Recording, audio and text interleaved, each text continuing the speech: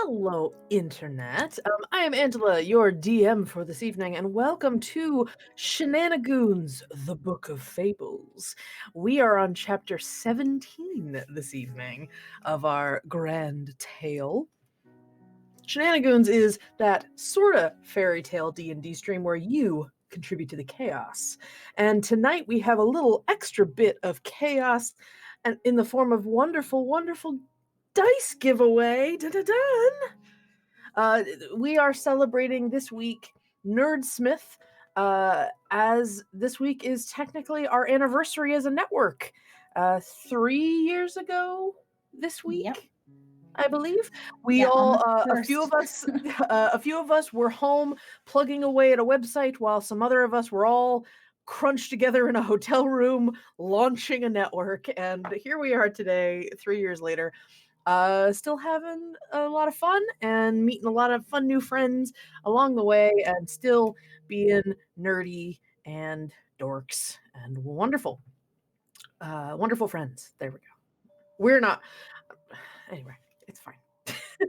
We are your friend, Angela. Yes, you can say this. Sure. Wonderful friendships. That was what I was trying to say. But in celebration, we will be giving away, and let me get it started, because we're going to have this going all night, because I want as many people as possible to get the opportunity to do this. Let's make sure it works. Dun, dun, dun. And we're live with our dun, dun, dun, dun. Huzzah! We have a giveaway tonight. Giveaways. We are giving away a set of Mythica Platinum Aquamarine dice from Die Hard Dice. Die Hard Dice is one of our amazing sponsors, so you should definitely check them out.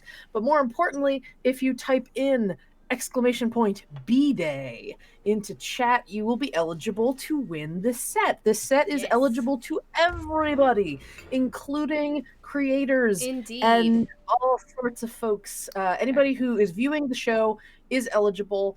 You can put the code in and be entered to win. We'll be drawing at the end of the show. Even if you're not on at the time, if you have to go to sleep, we totally understand. But we will reach out to you if you win and let you know and get your information so we can send them to you.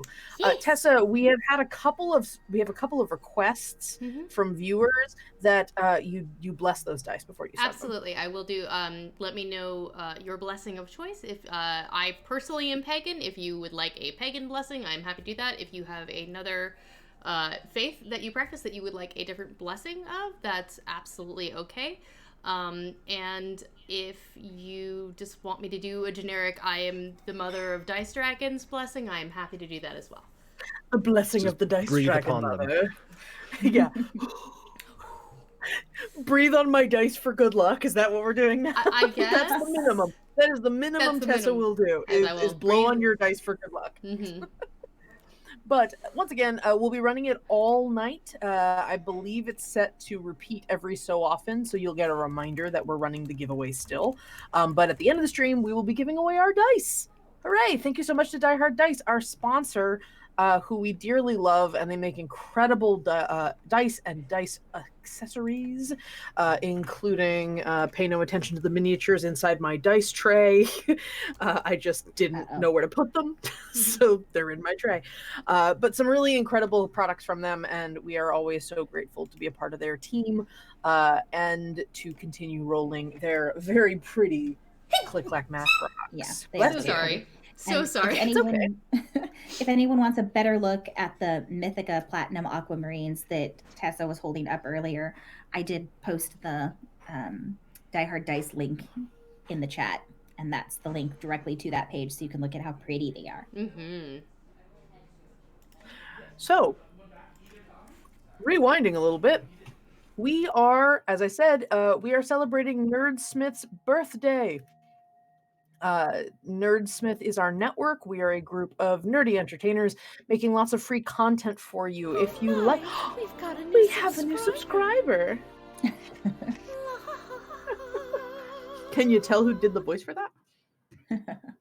So, we are part of the Nerdsmith Network, and Nerdsmith can be found at nerdsmith.org. We are also going to be, because I just discovered a whole bunch of drafts of awesome bonus content, we will be releasing new bonus content very shortly because we have a bunch of it that I forgot about. But you can find us at patreon.com/nerdsmith if you would like to support the show and support the network. Helps keep the lights on, help us continue making really cool content. I see Kajari rated us. Tonight was their, I believe, their last stream session. You guys are amazing. D&D with the Banana Brothers. And I also heard that a certain goblin chef that I may or may not be married to did a butt ton of damage in one hit. Love you, baby. Great job. Yeah, then let's thank a little bit the folks that help us, not only Die Hard Dice, but we also have a couple of other sponsors we want to shout out. Eldritch Foundry is a really lovely fantasy miniature designer. You can print your miniatures after you've designed them at their website, which we put a link in chat. You can also get digital downloads, top downs, little tokens and icons like you see on our characters. Oh my, we've got a new subscriber. Thank We're gonna you. hear my falsetto a couple of times, I think. But thank you so much. Let's see. Happy Glaton Banana. birthday. Oh, for the 160 damage that he did tonight. Mergskurd, Drake, Graham Crackers. That's I still love that name. And Rylandor. Yay, you guys are awesome. Enjoy your subscription. Where was I? Oh, right. So please check out Eldritch Foundry. They are a really cool group, and we will be releasing the full view of our character designs coming soon on our Patreon, so that you can take a look and see what we've designed for our heroes for this adventure. We are also sponsored by, last but not least, World Anvil. World Anvil is an absolutely incredible world building and campaign management software with an amazing creative community of people making all sorts of genres, whether they are RPGs or novels or any sort of fiction that they are trying to fill out their world with ungodly amounts of detail and depth that you can go into. You can join World Anvil for free to start. They have some really amazing right out of the box features, but if you want some extra customization and some really cool professional features, you can find those by becoming a guild member.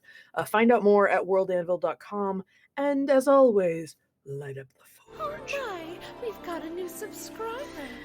I'm really glad we shortened that.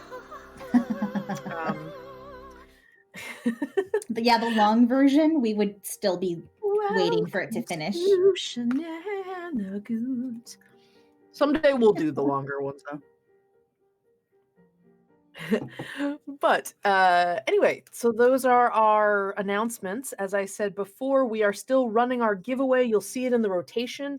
If you type !B-day into the chat anytime during stream tonight, you will be entered to win a set of Die Hard Dice. Beautiful Mythica Platinum Aquamarine set, of which I have the D20, which is very pretty.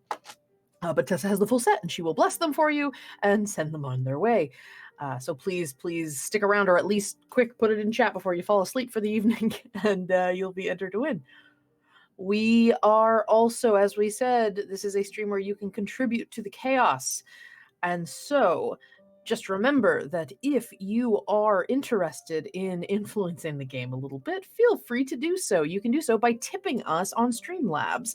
In the chat, you can find our links, or also below the video. If you go and tip us certain levels, you can add some benefits to the players, or add a little chaos to mess us up. You can tip $5 to give the players a reroll dice that they can add to their party pool, that they can use whenever they want during the game. They can roll a D20. They can re-roll a D20 whenever they want using those re-rolls. They really need them. They'd be very grateful if you gave them to them. Also, if you tip $15, you can spin on the Wheel of Causality, which is a random magic table that causes some meta chaos that sometimes the players have to deal with, not just the characters. And then sometimes. And if you tip $25, which we have had this happen a few times this season, and I'm very pleased with it, You can create a new NPC for the session. You provide me some information like the name, appearance, pronouns, and a fun detail about the character, and I will incorporate them into the episode somehow. My mileage may vary depending on how integral to the plot I can make them, but I will do my darndest. Also, the most important, gifting $50 will give Deus DM Ex Machina powers, 30 seconds of DM powers to the Shenanigoon of your choice. They will just get to run with the story for 30 seconds. It can be fun. So that is all we have right now. But let us take a step back and remember what happened last time. A lot happened, and I am going to So do my much. best to be as quick as possible because we'll probably rehash a few things during this. You could just read my live tweets. I did Yeah, live just tweet my entire reaction to this last episode, since I was not able to be there. It was last amazing. week. It was amazing. Tessa, just so you know, I turned up the music a little bit, so I don't know if Mhm. that messed with the levels or anything. I do hear it, so I'm probably going to turn it down just a little bit in a half sec. Yeah. At Well, least in my we told ears. you had to If watch it's- the episode. So much happened. There was no way that was going to work. But the best way I can describe it is thusly. In the city of Chanterelle, the goblin orcish metropolis under a mountain, you found yourselves waking up from a little bit of a vacation, maybe? Vacation's the wrong word. But a Training trip camp? back home. You found yourselves in the Book of Faebles, and you spent a couple of weeks there, in your mind, what you observed, training with your Fae Queens, your mentors, in preparation for what was to come. And you found out last session what came. A weird that Claire de Lune is playing. I don't know if I agree with that choice, but okay. You dealt with a battle with a horde of paper gnolls, hyena people, warriors, scavengers, marauders. They were ransacking Chanterelle, and you all got into the fray with some of your newfound friends. You also encountered your old compatriot, Verlaine, the changeling, who had been previously in the Book of Fables with you when you were all children and got sent there in the first place, but has since gone down a darker path. And you came to blows with Verlaine. Paru, however, running off to go protect her family, to figure out if they were okay out in the farmlands, exited the area and went to go find them. The rest of you fought Verlaine and made your way through the hordes of paper gnolls to a final confrontation. And with a few rather traumatic circumstances, including Harland having a vision of his magic going too awry, incinerating Oliette in his mind. Not really, she's fine. Well, relatively. Beza throwing, well, actually, more importantly, rewind real quick. It seems that Verlaine either came under the influence or more directly came under the influence of the Lord of Tales, the malevolent spirit that of the original creator of the book. When the Lord of Tales came into complete control over Verlaine's body, that is when Harland had his vision. That is when Beza threw him and herself off the building they were on, and Oliette had a very blunt interaction with this figure. But Beza was able to disable Verlaine / the Lord of Tales. And you all made a very difficult, very permanent decision regarding a an accessory that Verlaine had seemed to have acquired. The gargoyle gauntlet that you had heard tell of in stories, that you had seen in the restricted section of the library before and after your first journey into the Book of Fables. Verlaine was wearing it, and it was growing into him. It wasn't complete. It was being created, perhaps, out of ink, it would look like. But it did seem directly connected to some of the powers that he and the Lord of Tales were wielding, and so you made the decision to disarm Sever him. that connection. Disarm him is what I was going to say. So you buried the gauntlet in the town of Chanterelle. No judgments. No judgments at all. You buried it and you left it. It's fine. Wait till Paru finds out. And and you took Verlaine, wounded, unconscious, and stable, with you. As you fled Chanterelle, Paru rejoined you, and you got on the train. The goal, apparently, to head to the next stop in your family reunion tour, which in this case was Oliette. And the intention is to go encounter her uncle Eb, who doesn't really know what happened 2 days ago. Technically 2 days ago since you first disappeared. Oh, yeah. Which seems like years to you all. So, we forgot the most important part. When you were all on the train, Verlaine woke up, and the only words they said were, "You should have left me."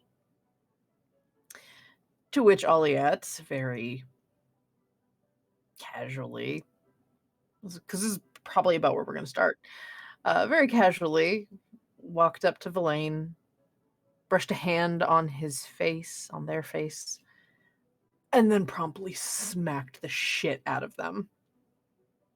Right across the face. And Verlaine hit the window, not really knocked unconscious, but just sort of knocked the bluster out of him, knocked the wind out of him, and he just sort of stopped, rested against the window, and went quiet.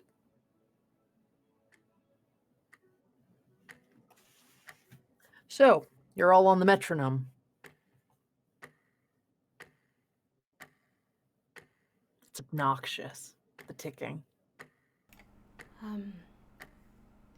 Beza, you want me to,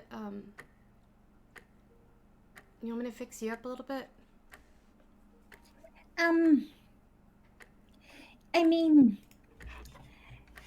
I'm feeling a little run down. I could still function pretty well, but it's probably not a bad idea. Yeah, that's not really what I asked, so okay. So I'm gonna go ahead and reach over and cast Healing Word on Beza. Oh, that's very sad. 8 hit points return to you. That gets me over 50%. Alright. You need another, or are you okay? Meta, I haven't used any hit dice, so I could probably use a couple of those because we're on a short rest right now. What? 1 sec. I think Oliette did a Song of Rest. Mm-hmm. So we get an extra d6. Yep. And I'll give you another 12. Thank you. Falling off a building takes a lot of damage. What do you know? Mm-hmm. Even if you do a superhero landing. Not as much as I thought, but a lot still. We don't talk about it anymore. We're not worried about that. I learned how it worked eventually. Thanks, Paru. That feels a lot better. So I know that I wasn't here, but she points over to the missing arm. That doesn't look great. And I know you just smacked him, but do you want me to make sure he's not gonna bleed out? Do you want me to heal that? Do you want me to not heal? I don't know what we're doing. Should I feed him a good berry? I don't... What do you want me to do? You want me to leave him alone? I'll leave him alone. We don't really want him to die. I mean, we did bring him along to, you know. Yeah, maybe something that makes him not dead, but not all the way healed, just in case we're not clear of the influence. She looks over at Olia like, I don't want to step on your toes. You're the bad bitch in charge. If this is basically is kind of her look right now, she's like, I don't know how to deal with this side of you other than tell me what you want me to do.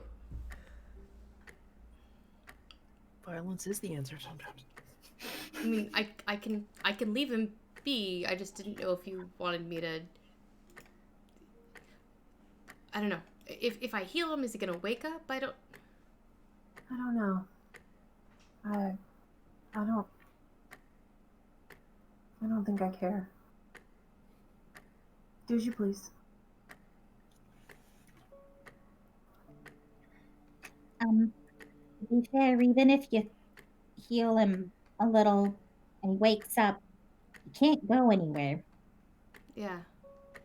At least not right now. Okay.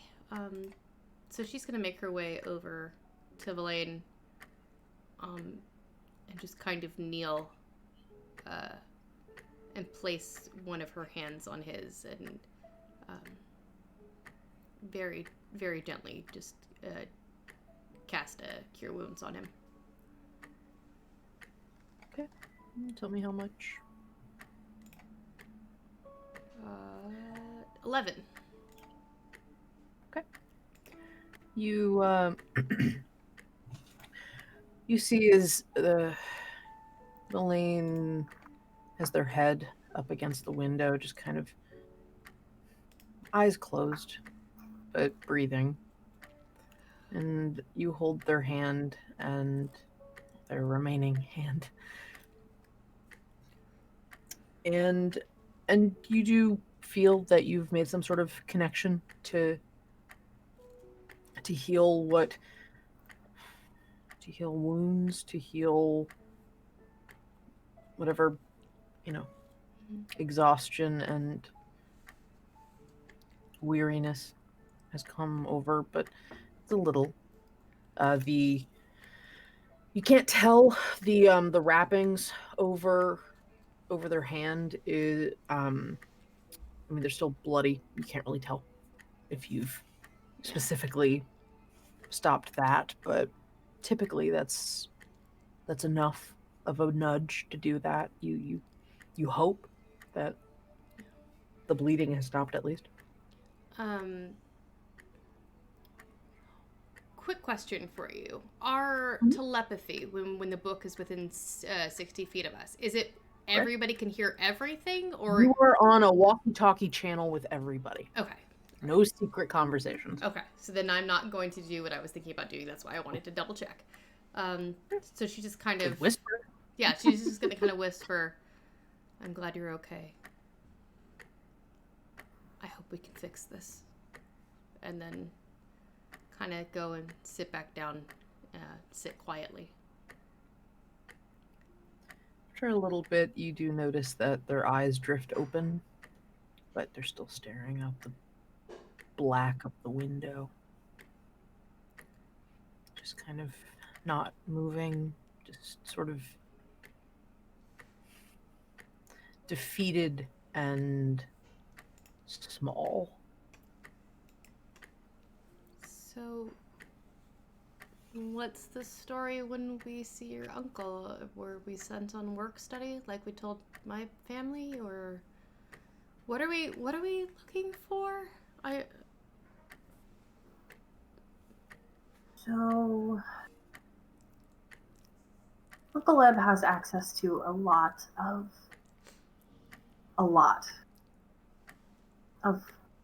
knowledge. Mm-hmm. I'm hoping he might be able to point us in the right direction to get us I guess at least on the right track to find these Queens of Fae. I have no idea where to start unless anybody else has a better idea. I would love a better idea. I would love any excuse to not go do this right now. Does Paru know that I can't remember if Baba Yaga is considered one of the Queens of Fae or not. She is in some lore and some in not, so I wasn't sure which way. You didn't get that impression. Cool. So I just know that she is Fae, but not necessarily Queen of. Yeah. Awesome. Uncle Eb might have information about Baba Yaga, too. Yeah. I mean, she's Fae, so if we have to go find the Queens of the Fae, we may be able to find her there as well. Yeah, but what are we going to do with them? Belaine hasn't engaged at all. At some point, they started cradling their hand, but other than that, you've got an eye patch facing you. Well, we could try and. I know that there are other druids out there who can restore lost limbs. We could try and figure that out and maybe get them a new grown hand, and it may even regrow their eye potentially. I've heard of some druids being able to do that. I can't, otherwise I would have done it by now. But I mean, I don't.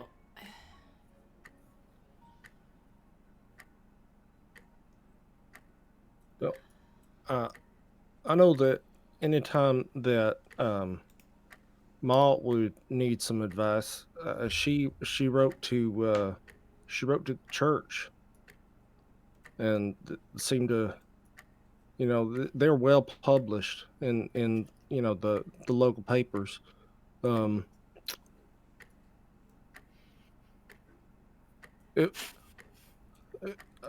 Ma used to read all the letters to me every once in a while.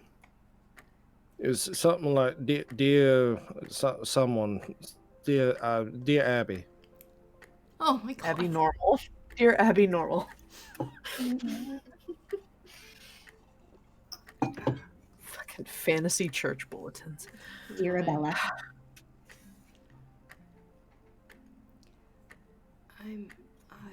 I don't know a lot about churches, but sure, at the start, I don't think it's safe to let them be on their own. They need medical attention and healing, and they need support of their friends. We can't help them get better if we leave them alone. Well, Now, Delaney, you gonna say anything? We know you're awake.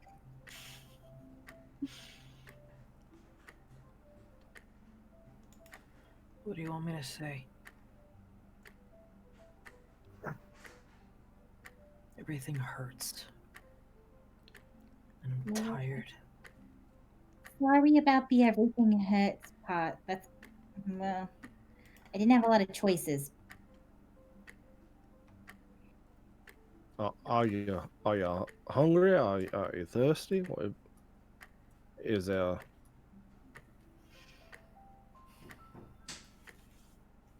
He just sort of watches you for a second, Harlan.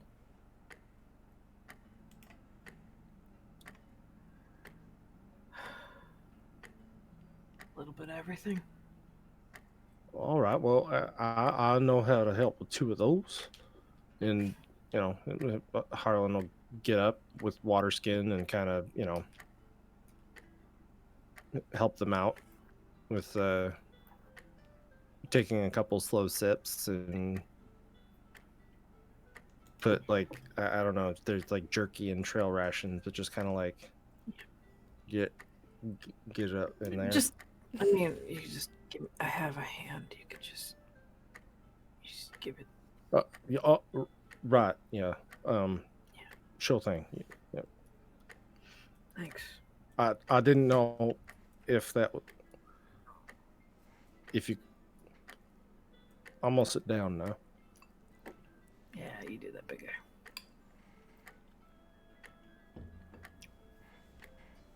And he just sort of starts popping turtlenecks every so often. And just kind of looks back out the window for a little while. Why didn't you tell us? We could have helped. I told you what? That the Lord of Tales had come back. That he found you.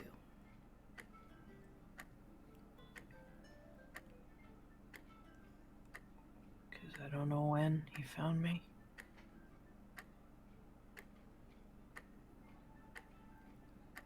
Fair enough. There was a point where I didn't really notice. You know, you hear thoughts that sort of don't feel foreign until they do. And he just looks a little uncomfortable.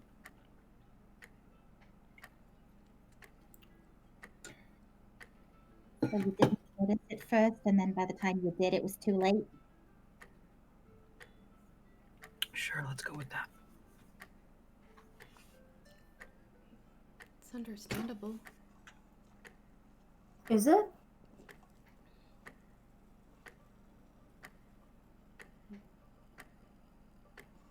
Could you not tell us, or could you not figure out how to tell us?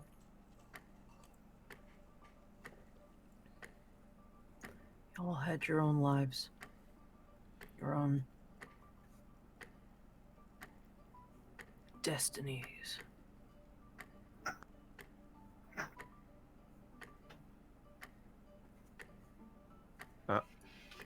Now, if there's anything that my time with Her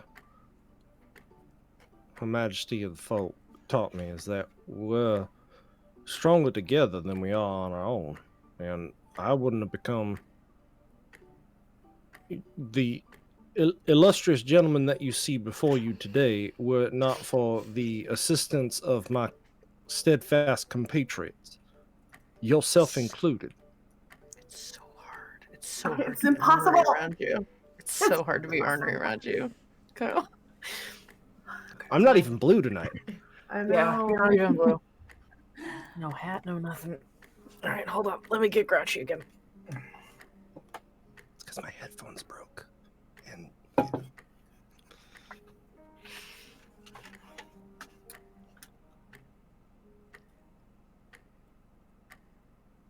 Yeah, sure.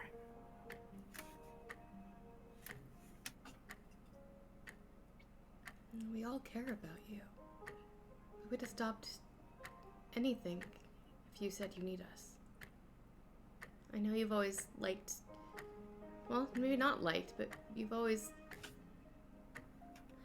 made a habit of keeping us at arm's length, but we would have, and still would, do anything for you. Your family.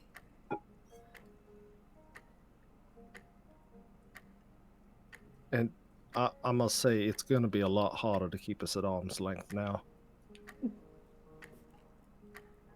Wow. Is it too soon? Wow, like I don't think the hand's cold, dude. Holland, even I knew that was too soon. I don't And know. there's- I was Harlan, Just there try to- is the tiniest wry smirk. Just fuck.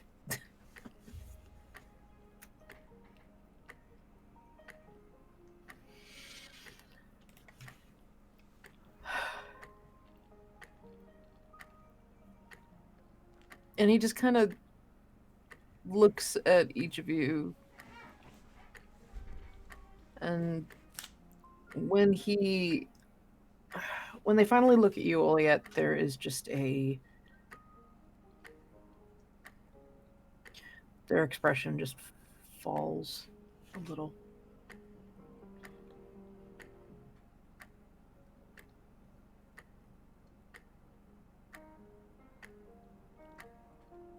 I'm sorry.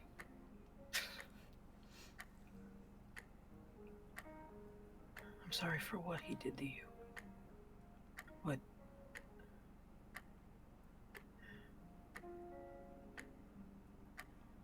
we did, I don't even know.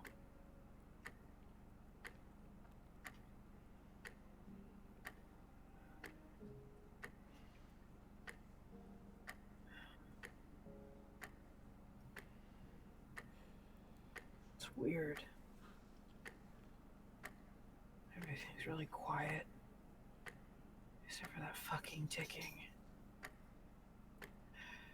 Yeah, great to be home, right? I fucking hated this place. She looks around at the train.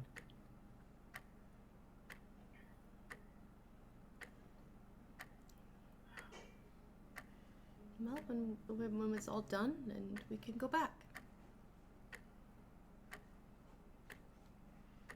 Back. Home. Back in the book, if we want.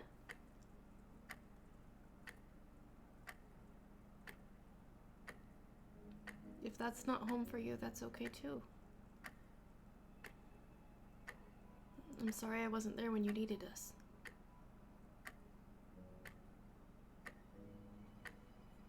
He gets a little more in his head.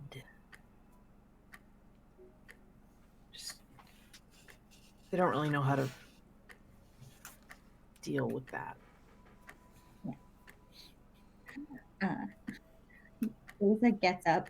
She makes sure that the backpack stays securely on the seat next to Aliette, that's probably who she's sitting next to, and walks over and she lightly pokes Elaine in the forehead. Very lightly. We let you get away before with keeping us apart from you and not talking to us, and you're not going to do it again.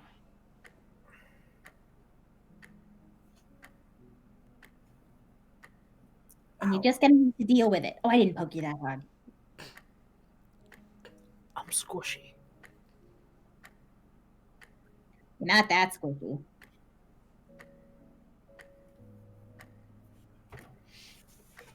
Beza and I may be short, but we're not letting you off the hook. You must submit to our friendship. Jesus. Whoever that is. I wasn't going to put it quite that way, but yes. They finally turn a little bit in the chair, in the bench, I guess. Sort of leaning on their knees.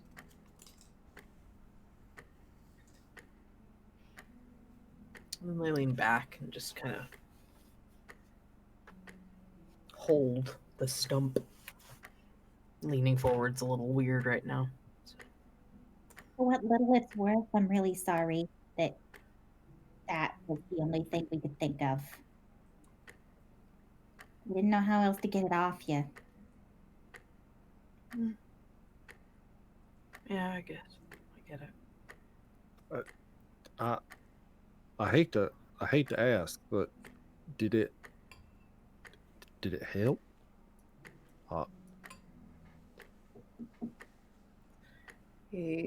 They look a little to the side, sort of at the middle distance. Nothing.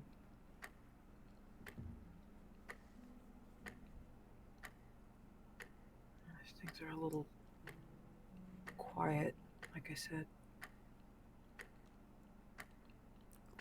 Quiet is good, I think. Yeah, I guess.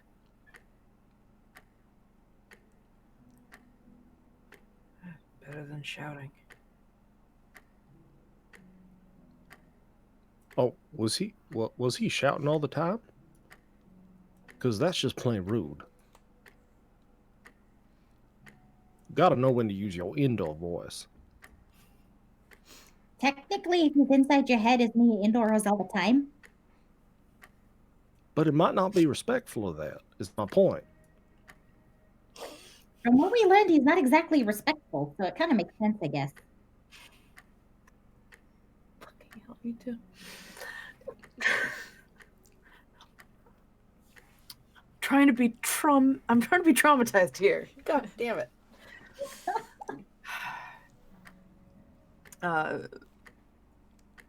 Every question you ask them seems to take a while to get an answer.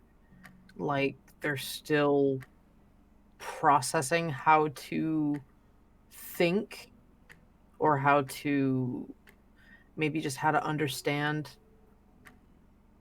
how their mind is working. It's just everything's a little slow on the uptake. Everything was just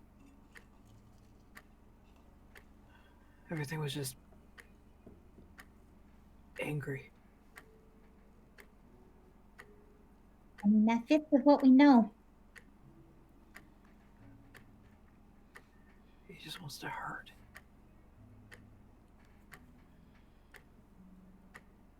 Sounds like a root fungus. Just infecting everything from the bottom up. You should call him that to his face. Oh, I will. I mean, I don't think he's gonna like me very much the next time he sees me. Everything was all muddled for a while. When we got out, he,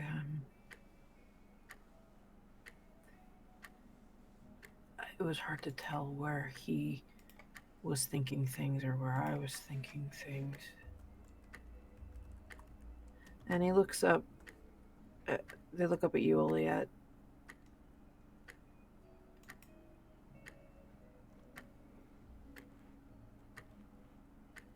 He just saw the queen when he saw you. The queen of the word. I don't know why, or maybe it's kind of glances to where you're keeping the book. Might just be the fact that you have that.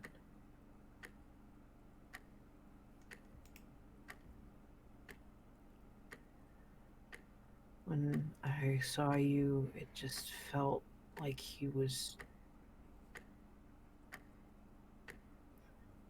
got all riled up. He was just...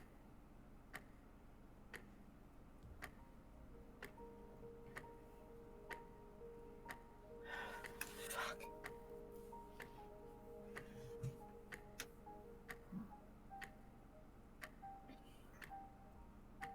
So, what was with all the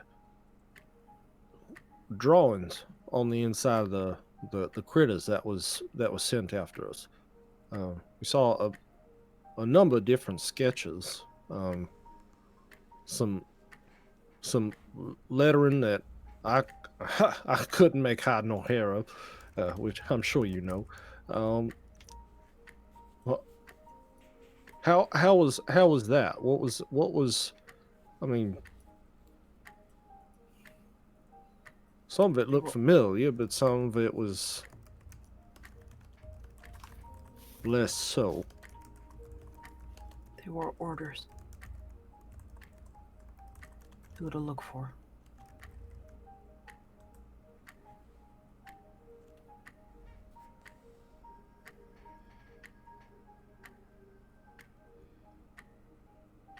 He had me remember what I could and put it down.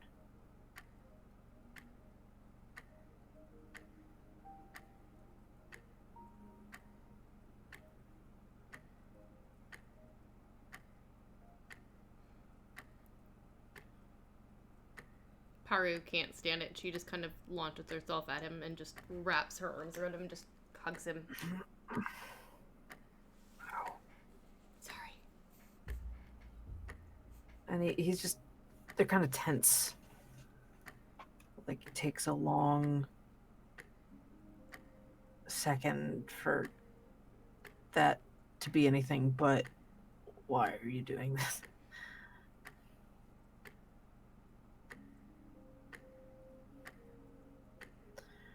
And then you just sort of feel them take an inhale and then just exhale. And there's a little hand on your shoulder. I'm gonna fix it, okay? We're gonna fix it.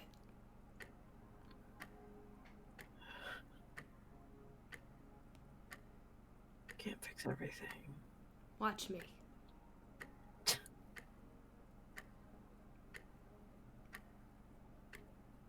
Maybe none of us could by ourselves, but each one of us working together, we can accomplish pretty much anything we put our minds to.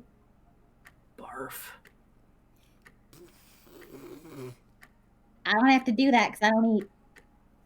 I mean, you have now. Yeah, but I didn't have to barf afterwards. That's true. Can we not talk about barfing? You started it. Yeah, I know. I usually do.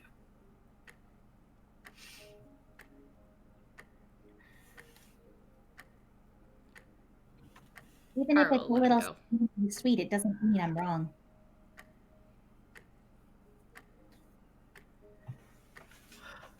There's this little awkwardness when you pull away, part of like they don't really know what to do with themselves when you pull away.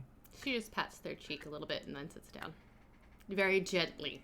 Not a slap. It Just a doesn't gentle matter. pat. Yeah. They're still very. Mm-hmm. It's an overreaction. Yeah. But it's basically any physical contact. He's got that reaction too. Mm-hmm.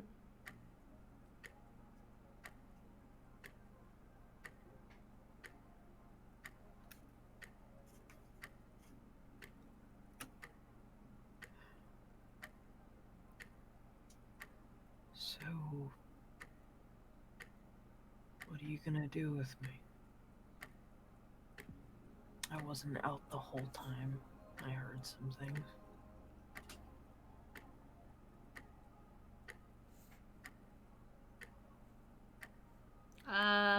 Keep you and love you forever until you get better. Sounds good.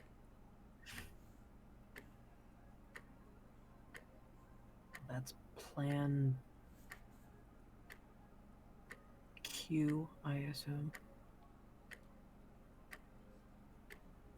He's kind of looking at all yet.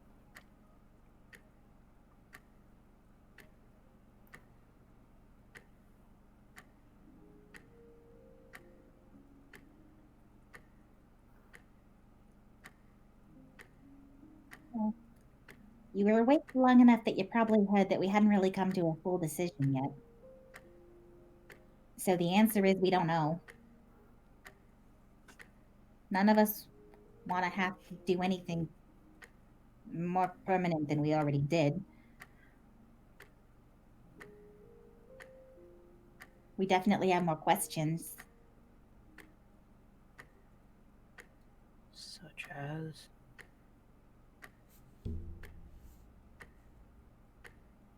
Just kind of wearily sits back.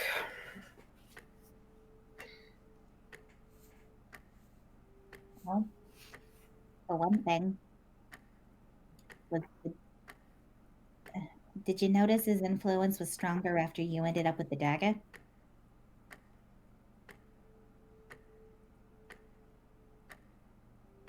Yeah. Where the hell did you find that thing?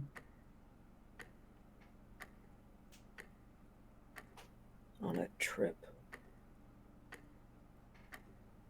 With Her Majesty. Found it on a goddamn island out in the water. Which of Her Majesties? My Her Majesty. The trade. Well, I know that.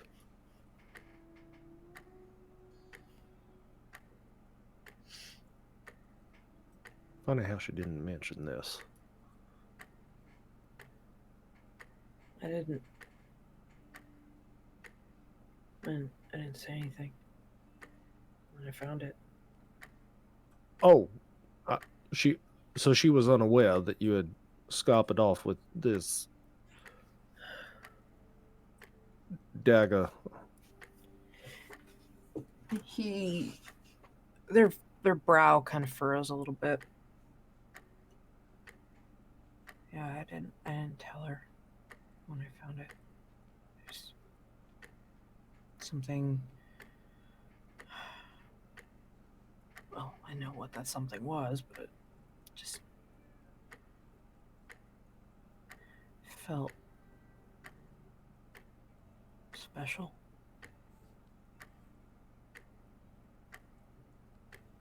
Was that before or after the sea cave with the scary ink thing? He's already very pale, both naturally and because of the blood loss, but now even slightly more. It's okay. It's okay. After. Oh, sorry. Found the knife. It's in the cave.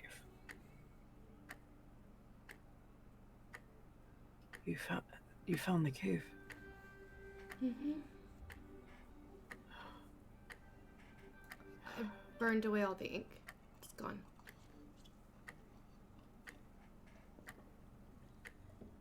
It was oozing, for lack of a better term. I would have said creepy as fuck. It was that That too. about sums it up. Yeah, Mhm. that's good. Yeah.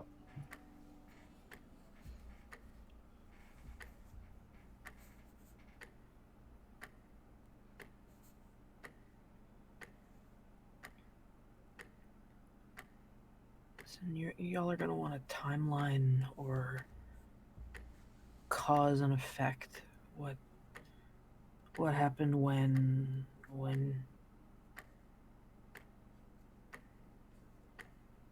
the answer is everything's kind of a blur. A little. Well, if that is difficult, if you know, finding the dagger started making things all fuzzy in the head, maybe we can focus on the more recent events, such as, do you know what he had planned for once he had the book again? Burn it. Or some equivalent of. Then burn every copy in existence. Copies? I didn't know there were There's a- copies. There's a. You kind of watch as their eye closes and starts twitching a little bit with the metronome. There's a library or something. Old one. It's not the word he used. Reliquary? It's an archive. Yeah. Yeah. It's where he said there's a copy of the book in the archive. The original copy of the book. I guess the asshole was calling it a first edition.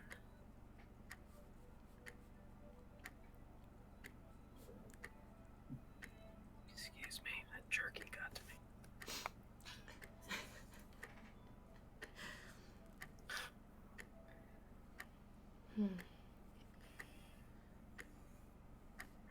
Wait, so you mean to tell me that when someone writes a book, they do it again? They put their hand on their chin like, I can't wait to hear this. They do this a second, like the same book. What happens if more than one person wants to read it?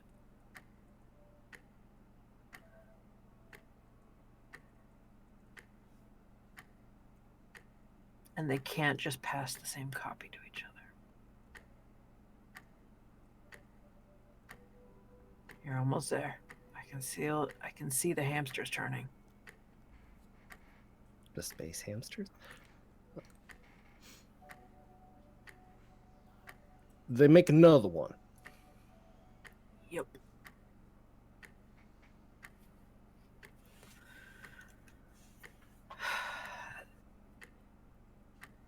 Having this thing talking and thinking and planning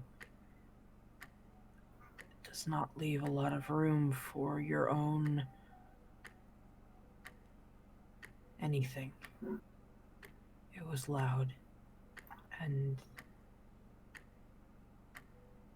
there was a lot going on, and I couldn't catch most of it. There's pieces here and there, but I don't remember a lot of what he was thinking or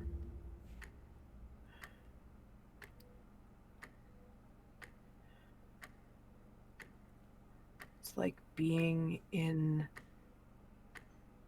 I don't know. And he kind of glances up at the nothing above y'all. It's like being in a train station. Just that you have no business being in. Just lots of noise, lots of things coming and going, and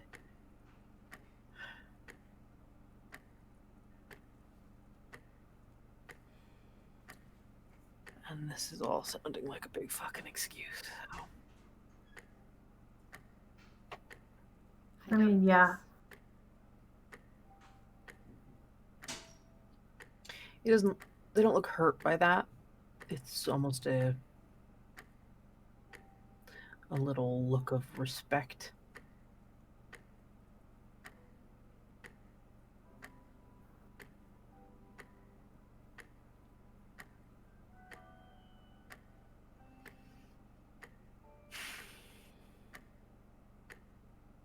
What would you do with you?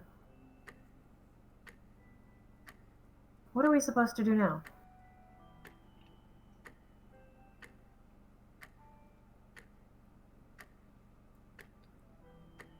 Eighth time's the charm.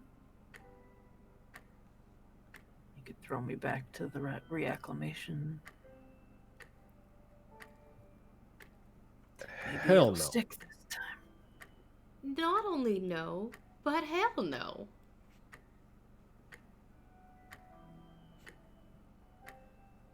I don't think that Janice would ever want to see your face again.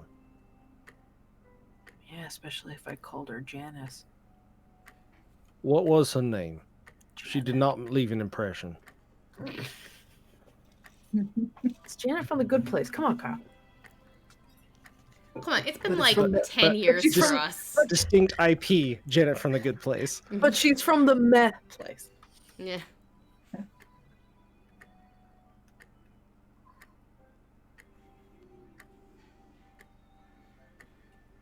What nice big walls.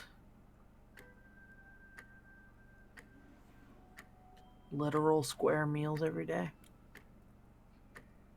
I mean, technically, they were more like rectangles. But you're not entirely wrong.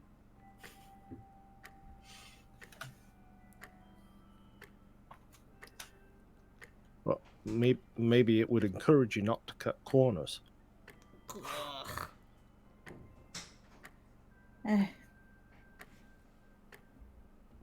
Would not wish that on my worst enemy. DM, do we know about how much time we have left on this train? I'd say you guys have been on this train the better part of 2 hours, and you probably have another 2 hours on this train. There might be a stop or two, because you're kind of going the opposite way of the clock. You're at I think you were at 7 or 9, Mhm. and you're going sort of over the clock to 2. So you've got a little while. Well, I don't particularly like the idea of sitting on this train with that gauntlet thing. Maybe we can destroy it. You don't have to worry about sitting on the train with the gauntlet. I took care of that. Oh, you destroyed it already. Awesome. Well, Damn. it's out of sight, out of mind. That's not a yes, Paru. Your Paru. No, it's a yes, comma, Paru. Oh. What did you do to it? So Harlan is very pointedly going to turn in his seat and look at Oliette. Could you help me write a letter to Kat? Sure. Yeah, I can do that. Just let her know, which street and cross section that she might be able to locate the object far that which under we the- did not destroy. How far down? I will show you how to write the letter. Yes. You Harlan blushes at that. buried it in my hometown. Well, I mean, bear is such a strong word. It was more of a dug out the ground around it and let it fall, and then I pushed the earth back in place on top of it. In our defense, there was a lot of fire and a lot of enemies, a lot of injuries, and limited options.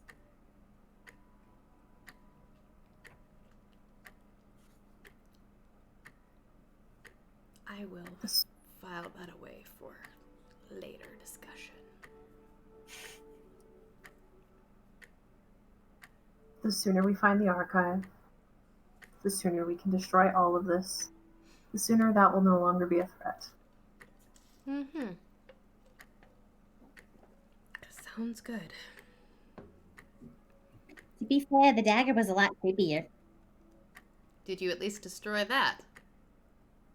We dealt with it. In the same way you dealt with the gauntlet? No, we didn't leave that in the ground for your family to potentially have to deal with later. Okay.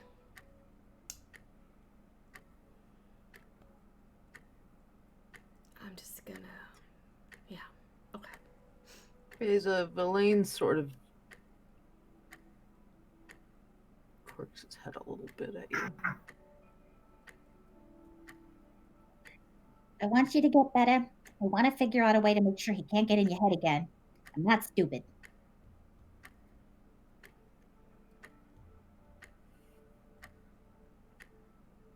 On the off chance there's anything left that he's got a hold of, I'm not going to say where it is. I'm sorry. Not till we know more about how he got in your head in the first place.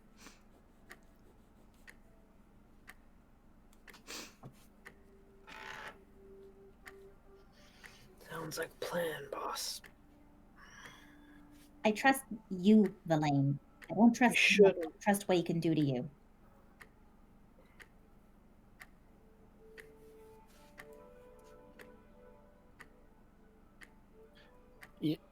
It occurs to me that if you were so inclined, I know you didn't get to spend much time back at the farm, but I'm sure that my folks would be willing to put you up for a bit and, feed you some. Well, there are some square meals. There'll be some round ones too. Some more that are more tubes. Some layers. There are lots of different food shapes there. And Don't drink out of moonshine. any bottles that Uncle Charlie gives you. If you were so inclined. Why is it that she's the only one acting normal about all this. He kind of nods at Oliet. This Are is you not trying normal. to friends? Because we with are me? friends, dummy.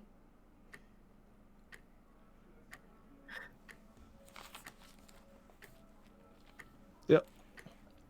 We've been friends since the first time you and I looked at each other and said, let's do crime. And some asshole getting into your head does not change the fact that you're still the same person who helped me get into a locked box. I was a shit person.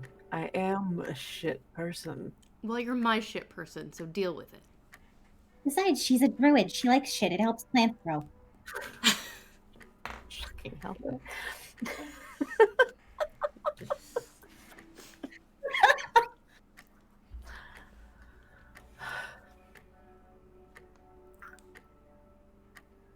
Well, I'm not wrong. You don't know how much of that was him, or how much of that was me. I don't know how much of that was him or me. So now you get the It's been- choice.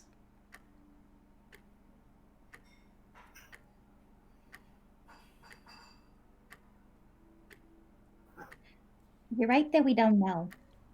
But the fact that you were a friend at one point, even if you didn't want to admit to it, means that we're willing to find out. There's a lot of shit we're going to have to wade through. There's a lot of things we're going to have to talk about.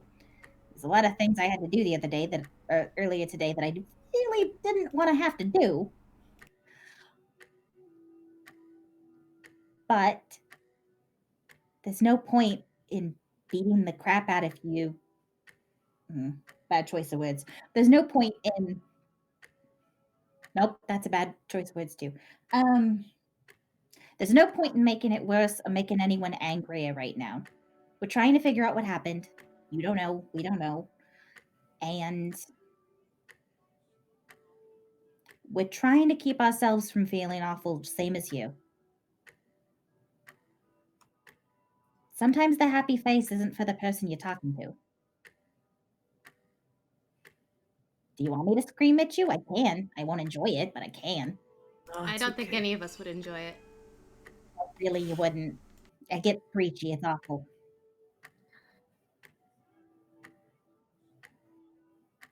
Also, you seem to be under the impression that getting you on the farm would be any amount of a vacation or anything less than a punishment. You did endanger my family, and they won't soon forget that. But they'd be willing to let you work it off. Can I go back to the phone? You might not be able to use a shovel, but you can sure use a trowel.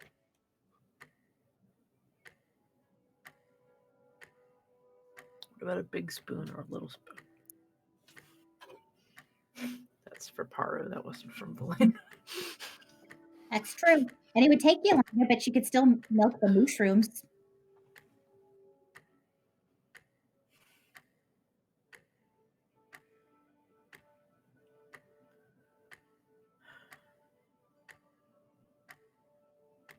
Whatever.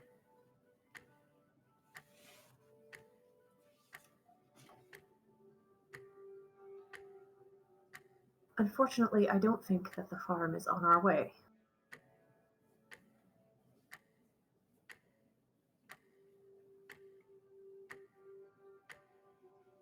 So it would appear, for the time being, you're stuck with us.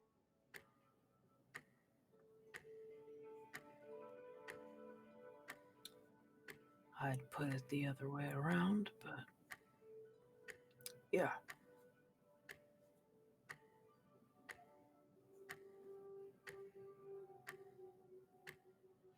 I'm going to switch to the kind of telepathy that we have. Yeah. which I realize everyone can hear this, but Yep. We are going somewhere sacred, and you've already gotten better than you deserve.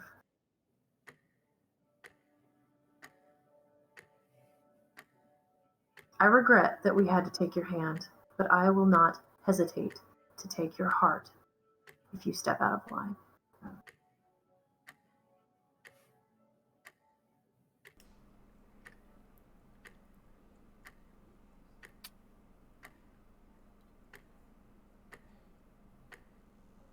Okay. Loud and clear. I'm just Haru going to take my sword back out and start playing.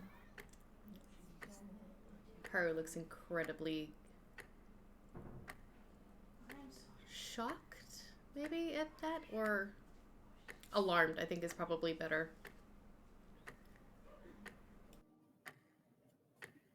I feel like Rosa probably looks a little surprised, but also resigned. If she had to earlier in order to stop him from killing Oliette or the book or Harlan, she would have killed him if there was no other choice. Luckily, we had one, but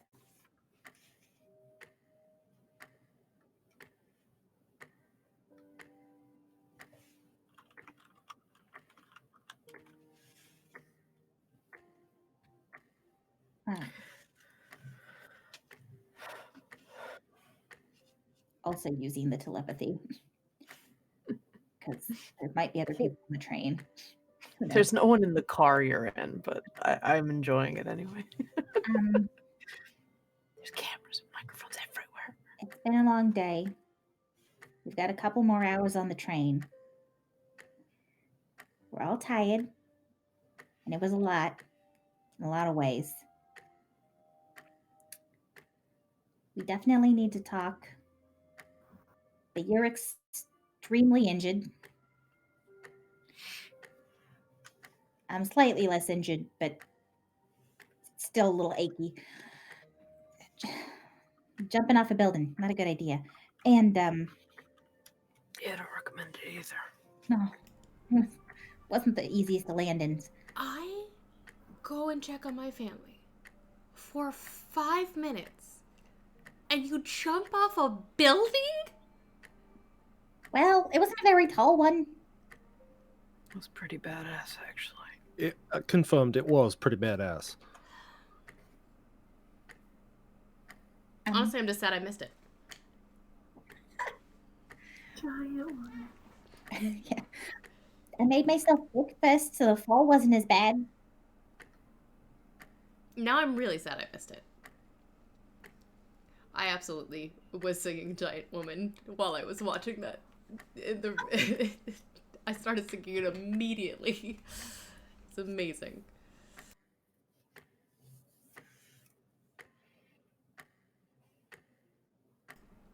Why don't you guys get some sleep? Okay? Maybe this ticking will... You'll find some reprieve for it. Since I didn't get all up in the thick of it, I can kind of keep an eye out for a bit. You guys rest.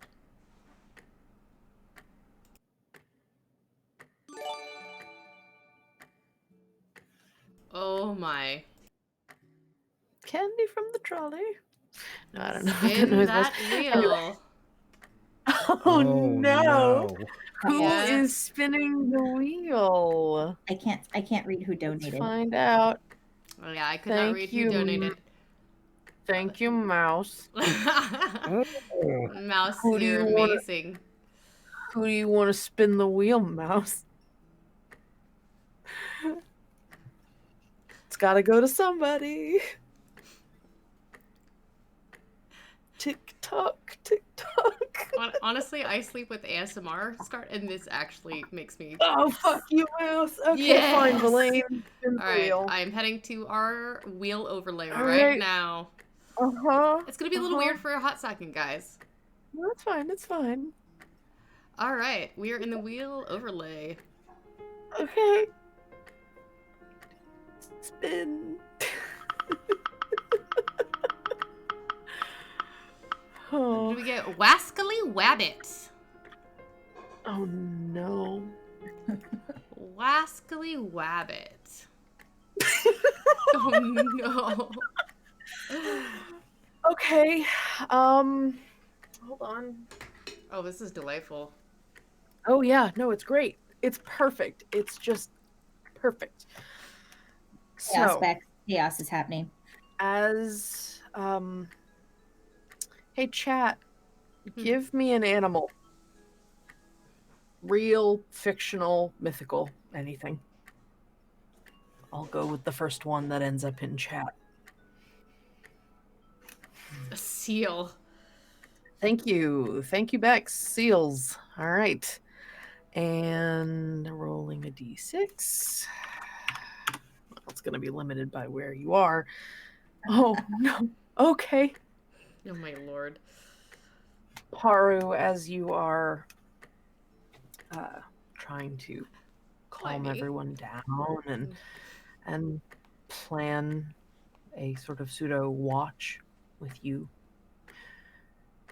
Villain sort of stretches a little bit and opens their mouth. And from seemingly nowhere, from above,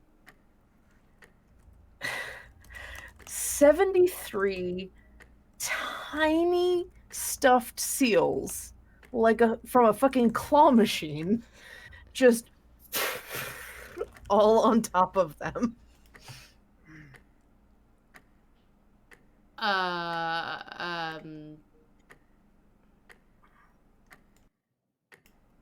What?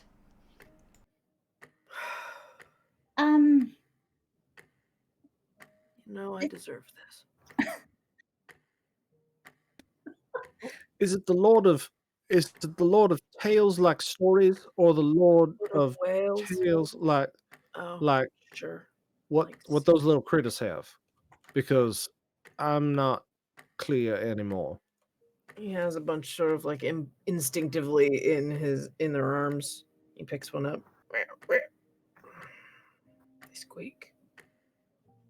Puts it back. I mean, if they don't disappear like some of the other craziness that happened to us, we could technically sell them. We are short on money. They're kind of soft. They start pushing them onto one side of the bench. There you go.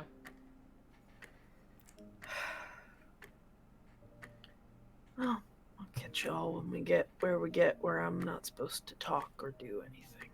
And he points vaguely in Oliet's direction as an acknowledgement of instructions. And he just sort of like winces and tries to lay down, and it's I'm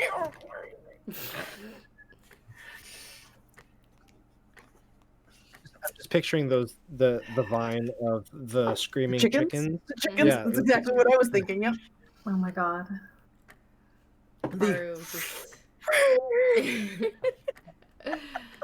Faru starts summoning just some nice glowing, gentle glow to lull to sleep. And unfortunately, it does not show up on camera. It's a very nice soft purple. You get the sense that Villain knows what they're doing. You hear them every so often as they adjust. There's a bunch of them on the ground. There's 73 of them, so yeah. Thank you for that. For that little I don't know.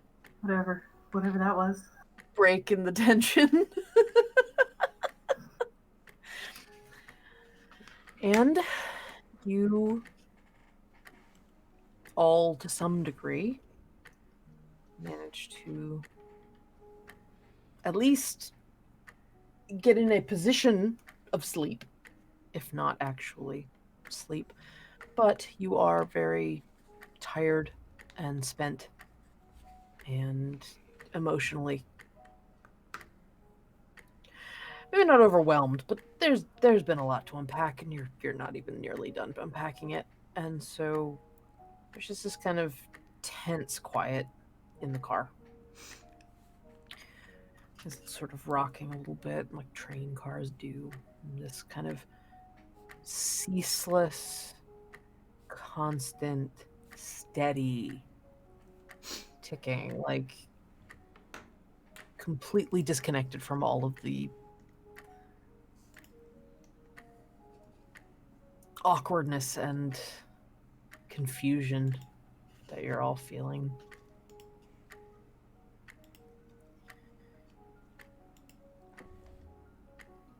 So what do you do while you're on watch, Paru? Mainly is just keeping an ear out for anybody coming into the car, keeping an eye on Villain, keeping an eye out for any sort of weird, smoky nonsense coming from bags where a dagger might be hidden. Just genuinely staying on guard.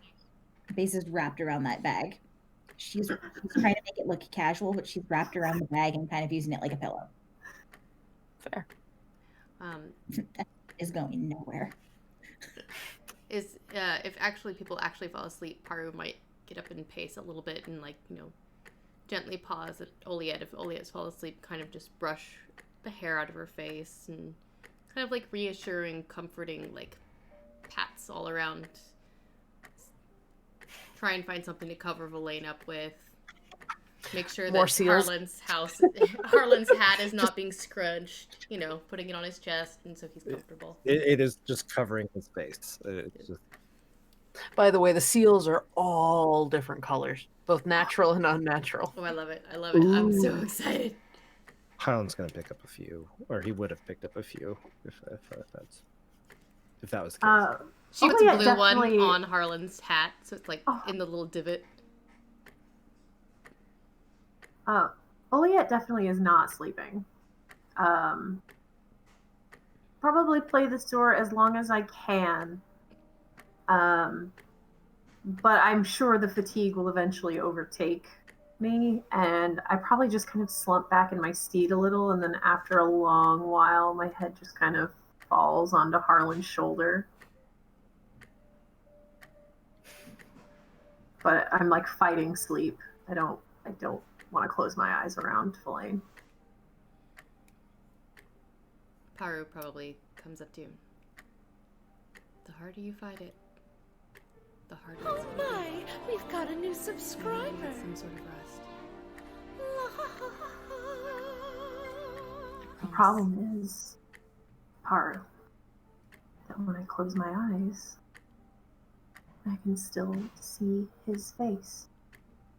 I can still feel his hand around my throat. We are not safe yet.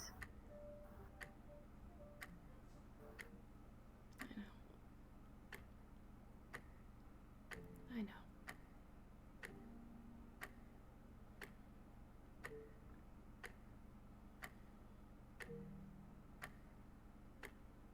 I won't say anything else. I'll just lean back. I send Button over to curl up on Oliet, so she's got like a emotional support fire weasel to pet. Beautiful. And you all, to varying degrees, fade off. The train's still rocking a little bit.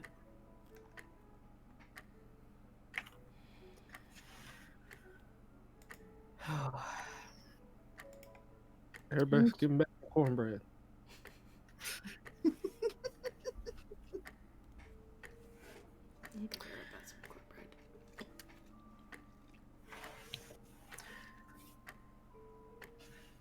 So, I don't like that music change. Well, I'm the only one on. yeah, it's fine. Oliet and Beza and Harland, you all wake up a bit abruptly as the car sort of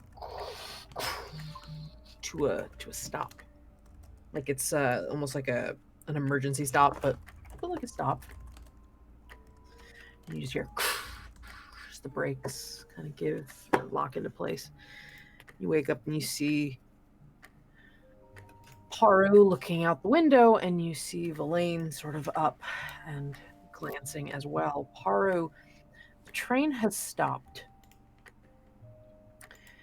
And you are sort of just like it stopped just before it hit another tunnel.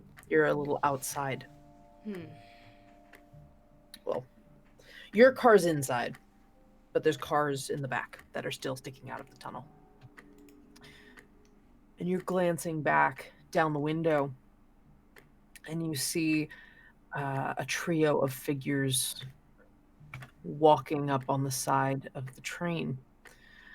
You see at the lead of the three, you see a very tall, very slender humanoid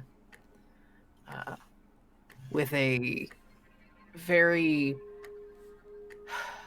very sort of police-looking outfit, high collar coat with tails, tie, what looks like almost like a pocket watch, except it is a very large pendant with a clock and gears on their shoulder.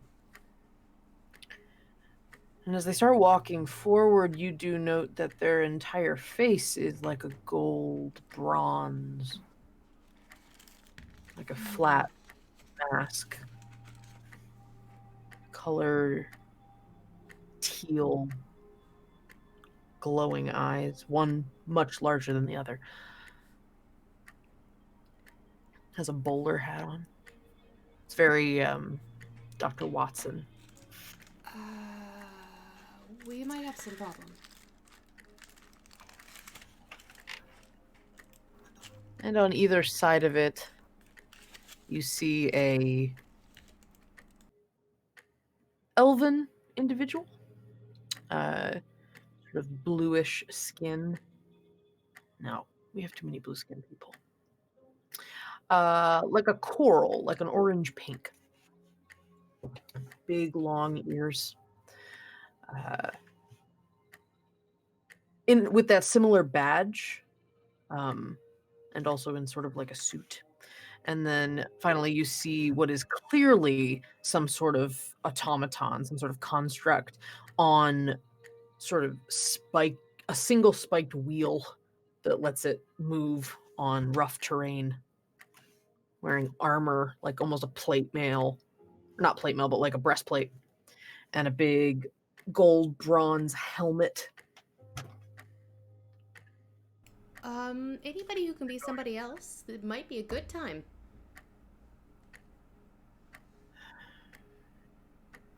Like who? Anyone who may not be wanted, by the authorities. Anybody.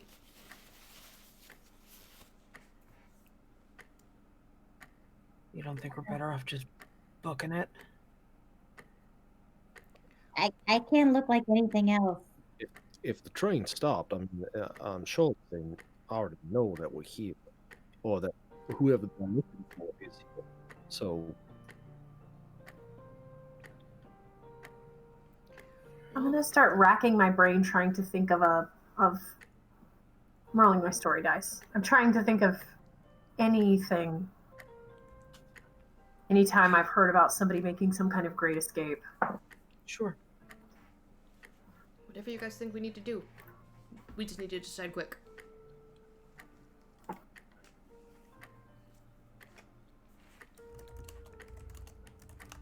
I don't think I don't think we can do anything. Meaning you think we should run or we should stay? Run where? That's what I want To to the know. next. And Villain looks up at the train, or at the map, to the next station.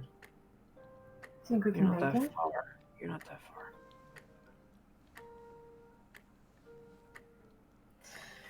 He sighs and gets up, and you watch as he gets up. He sort of shifts, and one-handed hair in front of his face, you see Harlan's cousin. I don't remember his name. Tucker. Tucker, thank you. You see Tucker. Big, shaggy, curly black hair, tall, blue furred. And Tucker, Verlaine, goes up to one of the connector doors, the one ahead on the car, and just kind of like glances at it.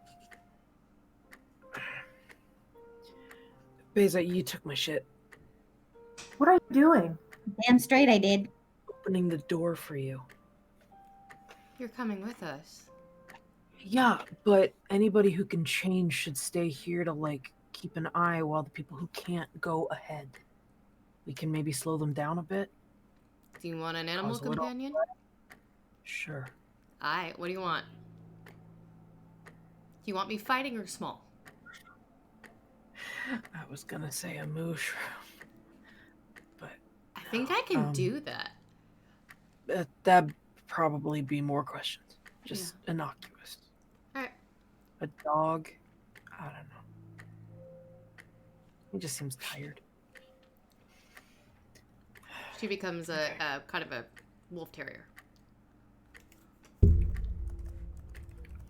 You are not serious right now. We are not splitting up. It's not a What good else? idea. So what?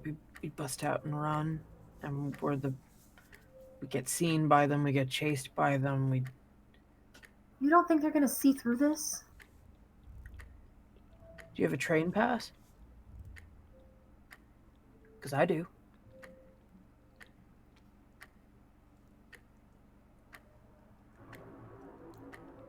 You don't need one to walk on, but they do reserve the right to check ID. And I don't think any of y'all have one. I don't. Well, I'm a wolf. I can't talk. What's an ID? What'd you say, Heather? What's an ID? Identification. Oh. Where you're from, your code. I Oh. don't think any of y'all kept anything like that when we first fell in the book. I never had it. Yeah, well, I don't. And you have my shit, Beza. I need my shit. I don't give a shit about the knife. I need the other stuff.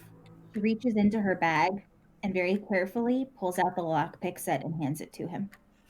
There was also a little there was like a wallet. It's fine. She gives it to him. He flips into the wallet and pulls out a ID card. And he looks at it for a sec and he taps it against his head and you watch it change to Tucker.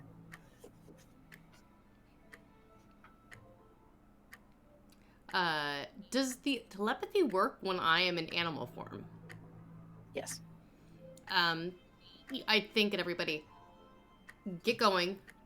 I can get Verlaine and I back to you guys very quickly. All I have to do is change it to something fast, and he can hang on.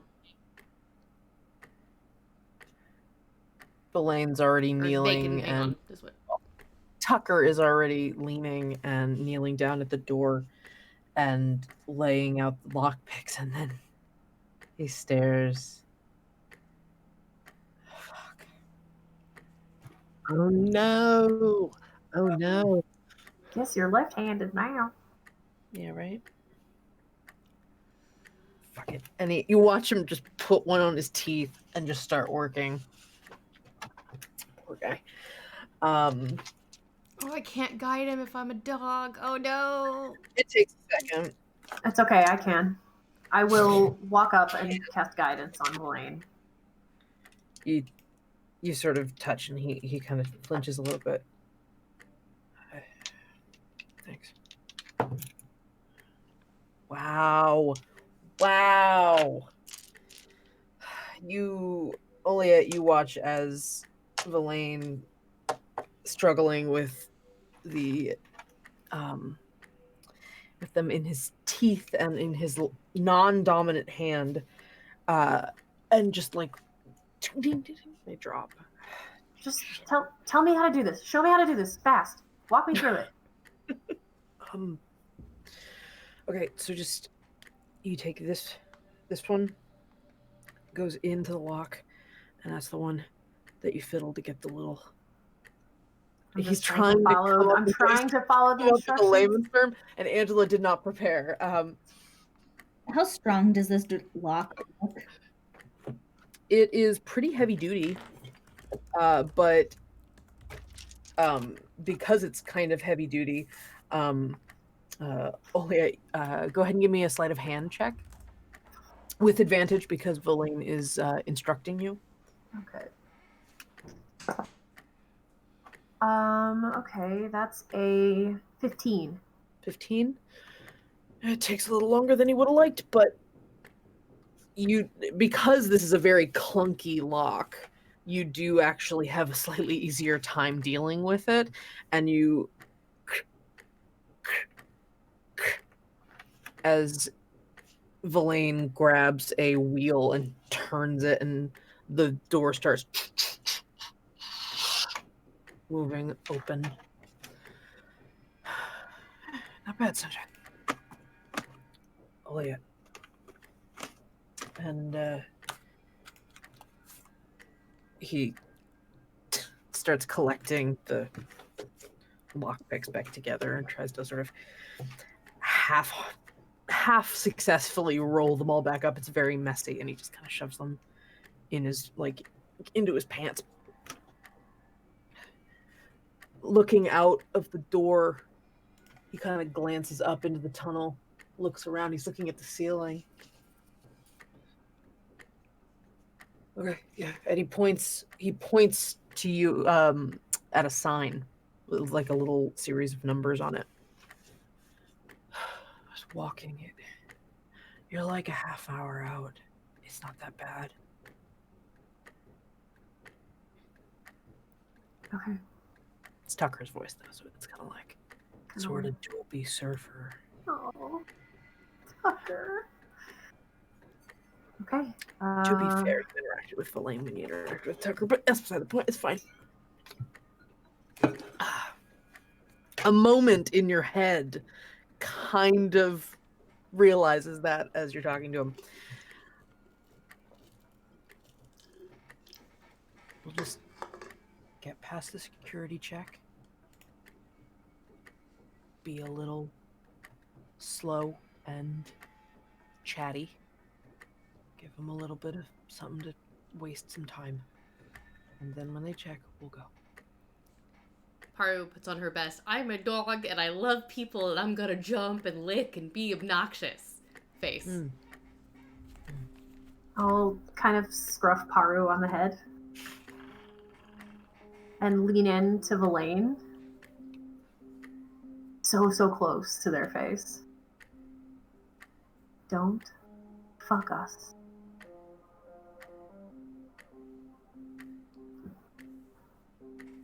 Do you wait for an answer or do you just leave? No.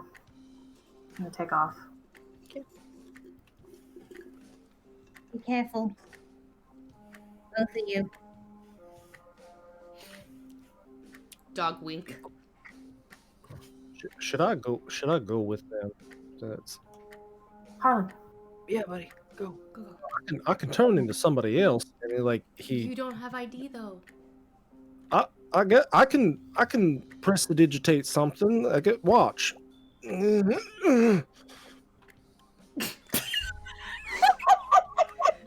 put that back on screen. Put that back on screen right Put now. that back on screen or they'll help me. I love it. I love it. Oh man, you had fully committed to doing a goblin already too. Mm. Only got to look at yours for like 5 seconds. Harlan, go. All right. Okay. What? He still like turns into somebody else as he goes, like just a furball with a Sure. slightly different color. Seriously, though, both of you be careful. And nothing stupid. She again looks at both of them. It just out of her head, as she thinks, crimes! And you watch as Tucker looks at the Paru dog and goes, bang, bang. She plays dead. We can make them waste a lot of time. See you soon. Be careful. And she'll follow Oliette and Harland out. She'll probably wrap her cloak or whatever around her as much as possible to mask the white that is the giant statue walking around. And the three of you sort of give me stealth checks. Unfortunately, I can't cast Pass Without a Trace on you and stay here. It doesn't work. Sorry. 17. 17, okay. You are the knight. Oh, that's Beza. I have advantage on stealth, but I rolled crap both times, so it's a 12. 12, okay. 9. Okay. Oh, also, before you commit to those, I would like to say Mouse did also give 4 rerolls to the party. Yes. So please use them if you need them. I would say the 9's not great. I'll go ahead and Yeah, go ahead and do that. no, I'm gonna go ahead and like A 3 on your rerolls. so I'm gonna go ahead and like Harlan really wants to succeed at this, right? Sure. So- Oh yeah. He's Please. so he's gonna like kind of focus and like feel that like that warmth in his chest that like actually gives him a moment of pause now, and will try to influence fate to give him a better roll using Tides of Chaos. Oh, no. Oh my god. Oh, Lordy. Well, we're going to jail. You are going to 14, jail. right. A 14 that time. That's Okay. better. That is All right. All right, noted. That's okay. I will say this, that it's okay for me to be the one. I was wondering why the music went all funky. That's because I went away from the click clock or the TikTok noise. It auto started a different song or a different audio. I will say, chat, if you would like to ping me when you would like the Tides of Chaos to come back to bite them in the butt, please let me know. Just we need a code word. Let's. Pineapple. All right. So if somebody puts pineapple in chat, I will unleash the Tides of Chaos, which means random magic will start happening. Because Harland trying to be real quiet. All right. So the three of you step off the train and start heading down the tunnel. It's dark. The train's relatively tall. It's a little tight for Harlan specifically, just being a little bit broad. Not a broad, but being broad. You guys make your way down. Paru. You and Tucker are in the car. God, I love Tucker too. And Villain looks down at the pile of seals. We should get rid of those. That's a lot of questions. That's a lot of weird. They don't like weird. Are there bins or anything like for stowing luggage? Or we could go with Kyle's idea. That's what I was thinking too. I was like, Shit. He's looking around looking for a bag or anything. Give me an investigation check with advantage as you and Villain both search.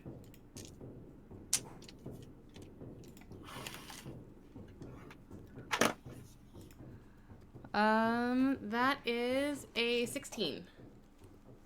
Okay. So you kind of glance through. There are some shelving for luggage, and in the back corner, you do find a little, like a tote bag that someone left. It's just sort of stitched. You look up, you see it up way out of your reach, and and we have a pineapple. Now, Anchoku, do you want it to happen? Well, it happens to Harlan. It doesn't matter. But you find it and you bark or nudge or look, get on your hind legs, whatever. And Villain looks up and sees it. Okay. And he grabs it, puts it on the ground and starts like Tail swipe into this tote bag to like fill the tote bag. And then I just grab one in my mouth and I'm like, huh? Yeah, you got it. And you both sit on the bench and just kind of wait. You hear some chatter going on in the car next door, and you see the 3 investigators talking to a couple of random passengers in the next car over. Did we close the door behind them? We're going to say yes. Okay. You wouldn't have left it open. Yeah. In hindsight, you definitely wouldn't have done that.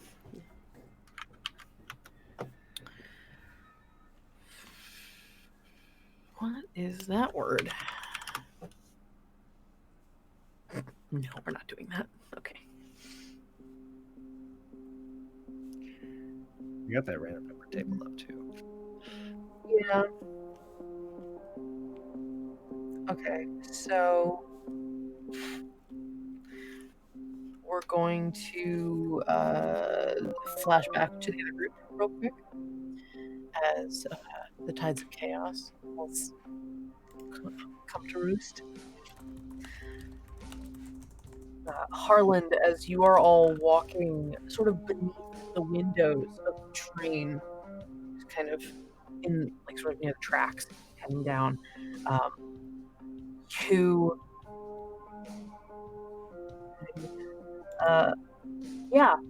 Harland, you feel sort of a pain in your right arm, like it's stiff, like you need to really stretch it out, like you're getting a cramp. And it's hard to see in the dark. It's just like, ow. Okay, maybe you slept on it wrong. It's hard to move a little bit, just a little bit. And you sort of scratch at it, and it is weirdly rough, kind of. Yeah, like it feels really weird. There's a lot of like indentations and texture that wasn't there before, and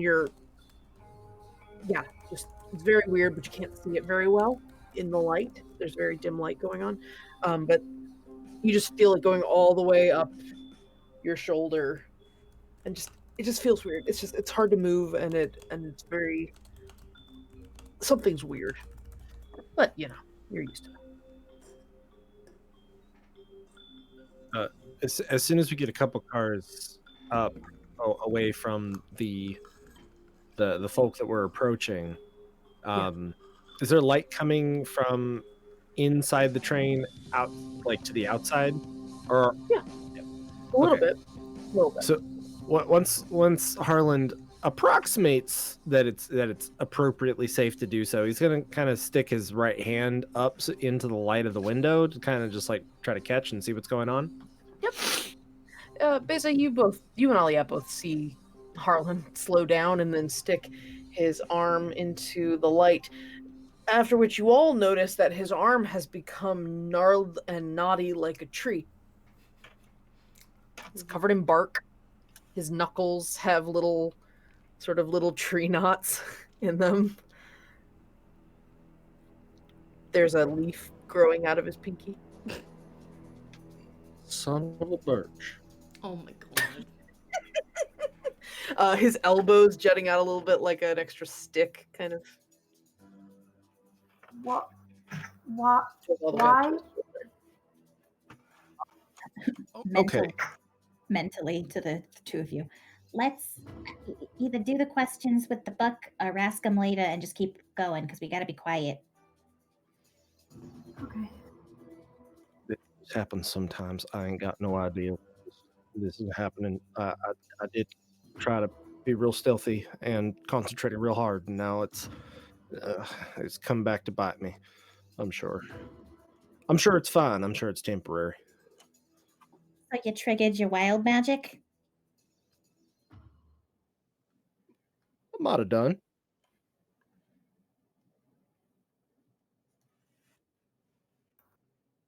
Just don't cast any fire spells.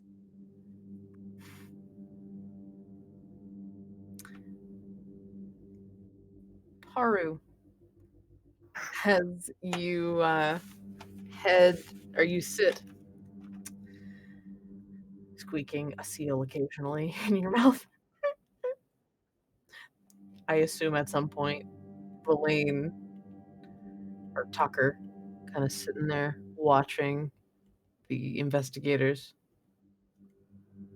Sort of just puts a hand out to you.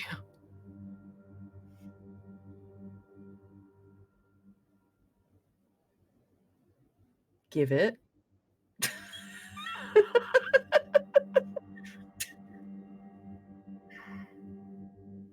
You've been a dog for like 4 minutes.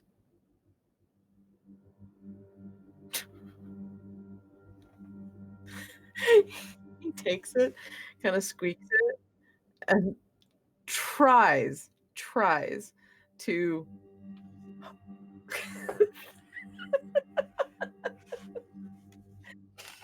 hold on. I really want to know what happens. You want to give me an insight check just for a second? Sure. My insight or the wolf's insight? Oh, I'm still me, I think. So. Your mental stats stay, I believe. Yeah. All right. Oh my god, that was almost a natural 20. Fuck you, dice. It's an 8. Yeah, because it landed on a 2.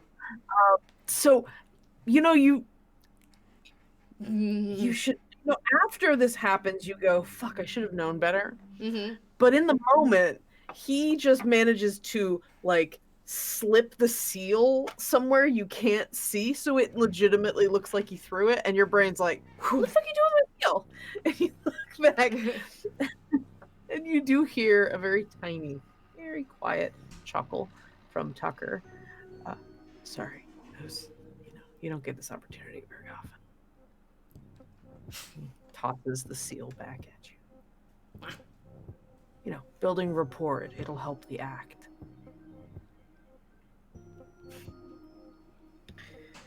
I'm mad because somewhere I have a stuffed seal and I don't know where it is. Otherwise, I would have. Oh no! I was like, it's somewhere. Oh, the whole scene is ruined. You didn't have to stop. Deal with the stuffed octopus for now. So, as you're watching,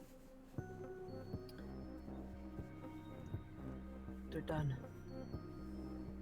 And you look and see the investigators stepping through the car behind you towards the connector. She settles at Elaine's feet like a good trained dog would be. And you feel a little, just sort of almost like a just this is what you're supposed to do. Right. Kind of. And you're watching these three, in the lead, the bowler hat guy, sort of fiddling with the door, and it opens. Fiddling with the door to your car, opens. And he steps in. And you hear a little clockwork as he walks towards you.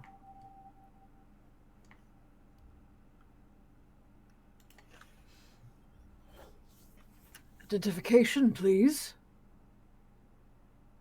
But you also hear it in this sort of like, it's kind of like this. It's a little like in a tin radio sort of sound. Bless you. Thank you. I muted myself for stream, but not for you guys. Sorry. My dog's got allergies. And Verlaine starts kind of scritching your head like, it's okay, it's okay. Identification, please. Oh, sorry. Yeah, I'll just get that real quick. Wrong pocket. Probably was like looking like he might be going for a treat or something and becomes very interested in the movement. And if he would No treats. Sit over there. Points a little bit further towards the investigator. And he just keeps doing that, like looking in the wrong pockets for his wallet. And I realized that only 2 of the investigators would have been on the train because the third one had a giant fuck all tire for a foot. Wouldn't have fit on the train. So just sort of up to the side of the car, you see on the entrance doors on the side of the car, you see this big helmeted automaton just sort of kind of sit right in front of the door. That's terrifying. Roll in front of it and stop. Luckily on the other side of the train from where they're moving. Sir, I would really appreciate it if you would retrieve your identification faster than you currently are. And if you have any trouble, we can take you to the authority station and they can assist you in locating said identification on your person. No, it's fine. It's just hold your horses. Just, gotta find the right pocket. And he's reaching in. Okay, there we go. It was in the first pocket. She's gonna run up, snatch his wallet, and then run to the other end, like keep away, like we're playing a game. Sorry. She's usually a lot better behaved than that. Mushi, come here. She looks offended, like, oh, fuck you, Mushi? He wasn't gonna call you Mushroom. Okay, that was actually kind of cute, actually. Thank you. Doesn't have time to give you context, though, so you're still pissed. Mm-hmm. Hey. And he starts giving you commands like Schutzen training, but he starts giving you commands in Dwarvish. Mm-hmm. Come sit here now. Come sit here now. She's looking at him like, what? The investigator looks at his wrist where there is a clock embedded in the mechanics of his body under his sleeve. And the investigator marches forward towards you, Paru. Mm-hmm. You cannot control your...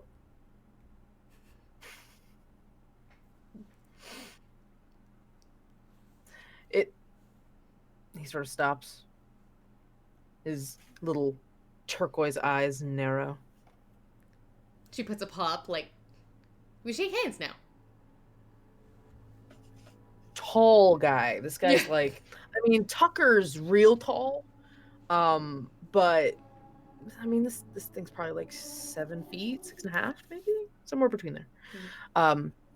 And he kneels in front of you, still towering over your little dog form. And he gently takes your paw and holds on to it. Do you have the wallet in your mouth? Mm-hmm. Well, he sort of... It would be very difficult for me to hold it in my paw. That would be very strange. Well, I didn't know you dropped it or something. No. So the investigator holds on to your paw firm. Not quite painful, but like not prepared to let you run away again. Yeah. I'll have that, thank you. Yeah. Reaches for the wallet. Opens it as he steps back to Tucker. She gets into that, let's play kind of thing. We're tail wagging back and forth, like, you gonna throw it for me? Sort of like running between his legs and stuff. You feel yourself nudged very, very calmly with the investigator's leg. Looks to Tucker. Mr. Firebranch, is it? Yes. Tucker. Thaddeus Firebranch. Most people call me Tucker. Mr. Firebranch, and where is your journey taking you this evening? Heading towards Chronicle 2, sir. Visiting family.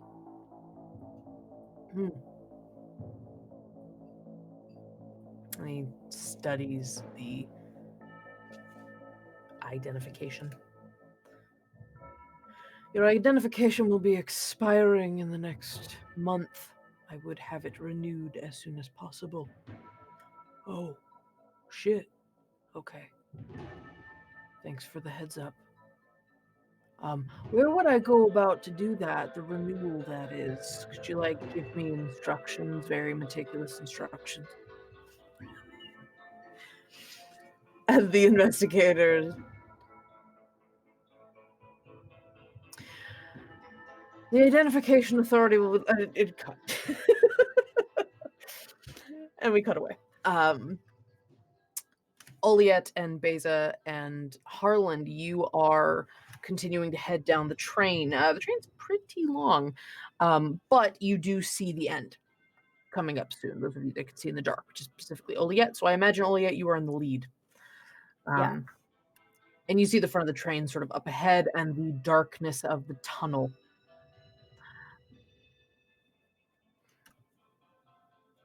Do you do anything other than just make your way? Yeah. I think I probably am going to try to get maybe 5 to 10 feet ahead. Okay. And I want to get to the station and give it a good look before we actually just jump out onto this platform, in the event that there are people watching, and hopefully it's just laymen and there's no authorities waiting at the other end of this stopped train. I gotcha. But otherwise, no, just trying to get to the platform and get back up to the surface. Okay. There's a little bit of tunnel you have to traverse between the beginning of the front of the train and the station.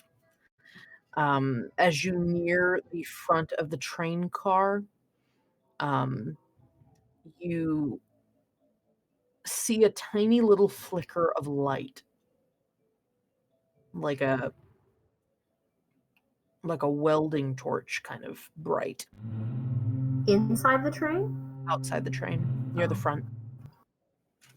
On the ground, very close to the track.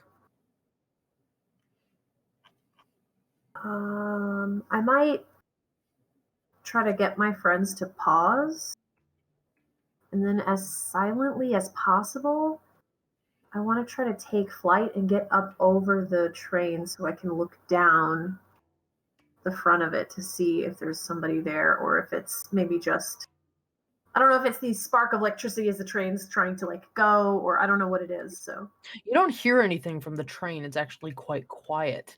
okay. So yeah, you head up and try to gently touch down on the top of the car, and you look down. You see a Modron. Well, you see a round metallic figure. You see another flicker of light, and you hear a little like, okay, so there's this number, and you count 3, and then you run, and then you go, okay, and you hear him muttering. You see another flash of light. Do I have any idea what this Modron is trying to do? You can't quite see it from above. He's under the car, pretty much. Okay. See his little feet like he's kneeling next to the train. From what I know about Modrons, Mhm. do I know if they make any alarm sounds, or do they just speak language? Well, historically, from Angela's experiences, Modrons, they tend to scream when startled. Scream a language, or like they make an alarm sound, like a... Just a verbal scream. Okay. No, they don't have any sort of alarm system that you're aware of. Okay. Okay. Well, okay. I mean, Beza and Harland are not that far behind you. Yeah. They also see the and they see I the am round going shape. to, looking down at this creature, Mhm. I have to tell this story, but I don't want to tell it out loud, so I'm going to start telling it. You're going to start hearing, I guess Beza and Harlan will start hearing this sound. It's a language, but it sounds almost like tinkling bells. And I'm speaking in Celestial, and I'm telling the story of a particular creation story from whatever book I can recall in that moment, and just telling a story about how before there were people, before there was anything, there were stars. And I need the Modron to make an intelligence saving throw. Okay. Okay. Well, let me pull that up.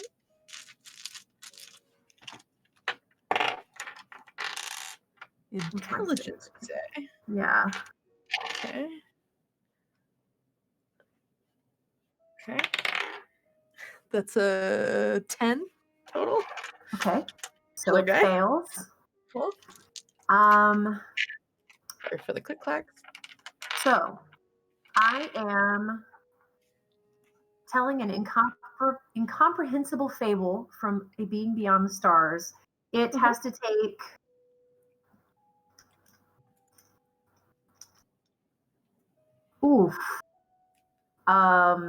15 points of psychic damage, and it cannot speak any language for a full minute. Okay. Okay. Okay. Okay. Okay. Okay. Okay. Right? No mercy.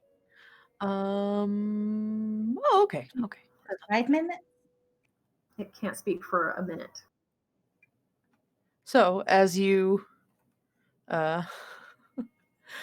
as you cast that, or as you complete telling that story, you hear sort of a whirring of gears and sort of mechanical parts kind of backfiring a little bit, and you don't hear any words, but you definitely hear And then he sort of like, you hear like a bzz, bzz, as the Modron kind of scrambles back, has like a what looks almost like a baseball bat with a spear tip on it, like very hobbled together sort of weapon, as it's like, Okay. and immediately starts scrambling and scrambling together all these like little disparate tools and pieces of electronics and things that that apparently it was working with, and like shove them in a bag, and you see another like tss, and then you hear something. Beza and Harlan, you watch as this Modron is scrambling to get all of their equipment together, whatever this kind of tools that they were using.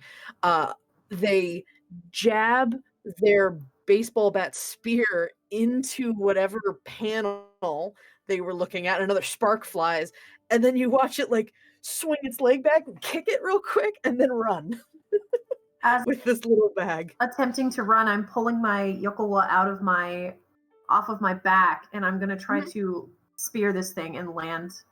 I'm jumping off of the train and I'm trying to pin this thing down. Okay. Go ahead and give me a melee attack roll.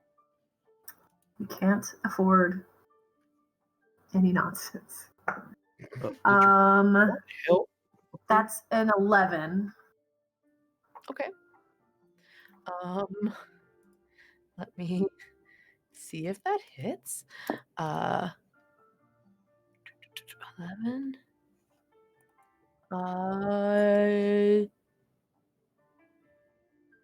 Yup. Poor little guy. Okay. Okay. So yeah, you dive down with your wings sort of controlling, and you land on this Modron. It's 5 points of piercing damage. Okay.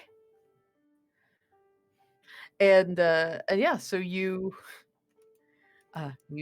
spear it, you hear a bunch of as you kind of like dig in, and some clockwork kind of sprays, and the Modron sort of like fidgets, and with his big wide eye, you get a better view of this thing. And in addition to the baseball bat with the spear tip sort of like randomly strapped to the top of it, you also see that this thing has like what appears to be, and you think for a second, you're like, is this Modron wearing war paint? And it's got like this sort of like green and black paint sort of smeared, like it's trying to camouflage, but it's in a fucking like tunnel. It's like, why would you need that kind? Don't worry about it. And you just see a bunch of their tools tumble out of their bag, including a big ripped piece of wiring. Kind of looks train sized piece of cabling. I'll just lean around the train. So Beza and Harlan, like, come on, come on, come on. What's going on out here? Oh my! It You seems know, to be. I don't know exactly. I didn't see a lot. It's trying to like reach into its bag. She pulls out a blade and puts it towards the Modron. She doesn't stab it. She's holding her blade out as it starts to go for its bag. It has its hand in. Just slowly pulls out I a can't piece. tell us anything right now, so we might. Pulls out a piece of paper. Is it just me, or is this the strangest looking Modron ever? A little more decorated than they typically are, yeah. I take the paper. It's a brochure. Sure. You look at it, and it's the. Hold on, let me get the name. The Big Bots Book of America.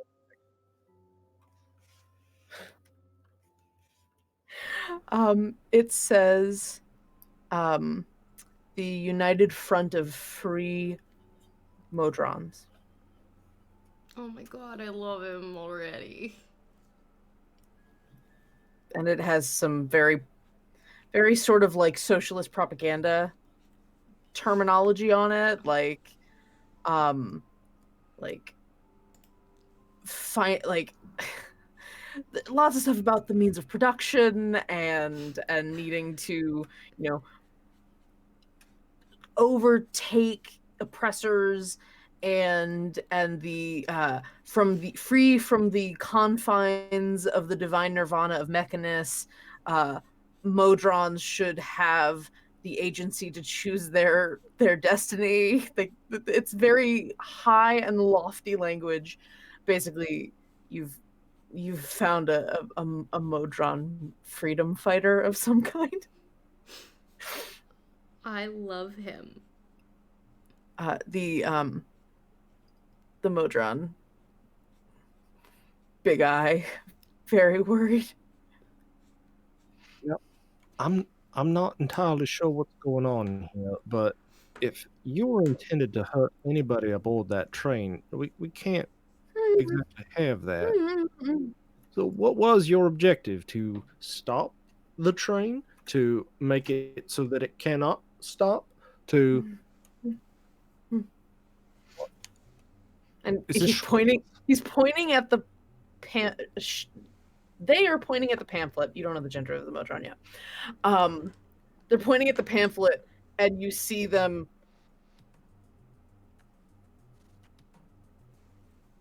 Is there like tenants or something? There's pages. Okay, I turned to page 3. It says, manners to disrupt the authority of Mechanus include, and there's a bullet list, and it says, disruption of transportation and scheduling. It says sabotage of police police investigations and street and curfew enforcement. And there's a bunch of other things in there too. But top one was just fucking with the train schedule. Fuck the police. Pretty much. That's what that pamphlet says. Fuck the molies.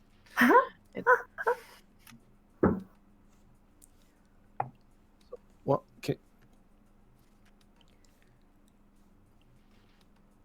So you're against all this fourth order then?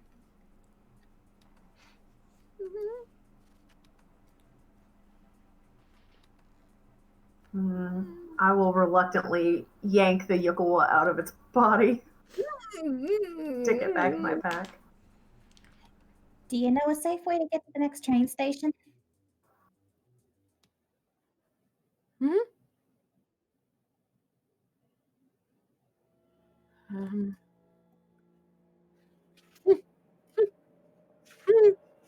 Starts. Actually, it kind of starts like hobbling a little bit. And you watch it like try to pick up its bag of shit. And Harlan's gonna like,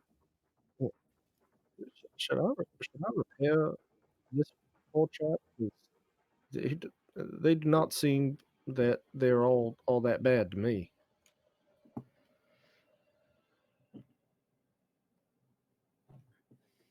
I'm doing the Professor X like we're talking. Oh. Yeah. Sorry, I couldn't hear you for a second. I don't know if I have I think I just start following this Modron. I just got to get to the next station. Honestly, Sure. Oliad is still in like war mode. There is like very real PTSD going on right now. Totally Which fair. explains a lot about what just happened. Oh yeah. So yeah, you step forward. I mean, you watch this poor little. When you get closer, you do sort of see it has like a little bit of a duck face. Like there's a bit of a little metal beak on its face. No, Angela, don't make it cute. Too late. It's And a it Modron. It was kinda destined to be cute. It was a Modron with war paint. It was already Oh, it's cute. cute, yeah. Chris. Yeah. God. And geared it sort of towards all. hobbles forward, and you watch as it kind of, with a sound like a flashlight, like you see a beam of light come out of its iris, just a little narrow beam of light, and it's looking around, and it hobbles over to a section of the wall, and you watch as it pulls out a tool and starts fiddling with the wall, and a and just pushes in a panel on the wall, and just glances back at you all, blinds you a little bit with the iris, that turns off the light.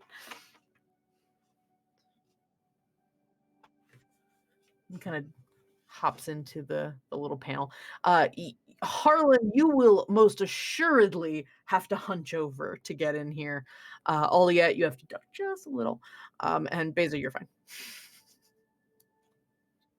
If you choose to follow him in there. Yeah. Yeah, I'll go last. I'm just trying to keep an ear out to make sure there's no like explosions going on in the distance. But yeah, I'll follow. Dog instigated explosion. Yeah, nothing crazy. Yeah. If this Modron is still within reach, I think Harlan will like kind of reach out and reach for it, because it's probably the dark right now, right? Because we're in this a little bit. access hatch. To kind of try to reach out and now hold on, I can't really see or fit very very well down here. You're gonna have to slow your roll to pass the freeze. Hmm. And Harlan will cast mending as he like reaches out and touches the Okay. Modron. Sure. So you reach out and you hear a little bit of a like sort of noises as things start sort of fidgeting back into place. And you hear a tiny little as its wings sort of move a little bit and kind of shakes out. Still can't talk, right? It's a minute, so whenever a minute passes, it can start talking. Okay. So as this is happening, like, oh, that's better. Thank you. You're welcome. Now, if you would be so kind as to guide us to this next station so that we might be unimpeded in Why our would you travel. want to go there? The symbol of our oppression. A station is a symbol of your oppression. The schedule oppresses us all. Isn't that the truth? No doubt. I do like to sleep in like the next for a bolt. What if we are to meet our friends at the next station? I may be able to do this. Meet our friends or help us meet our friends? That one. Well, all right then. Lead the way. Okay. She's not gonna stab me again, is she? She'd have to stab through me, and I don't think that she wants to do that quite yet. Okay. She Okay, is come young, on. though.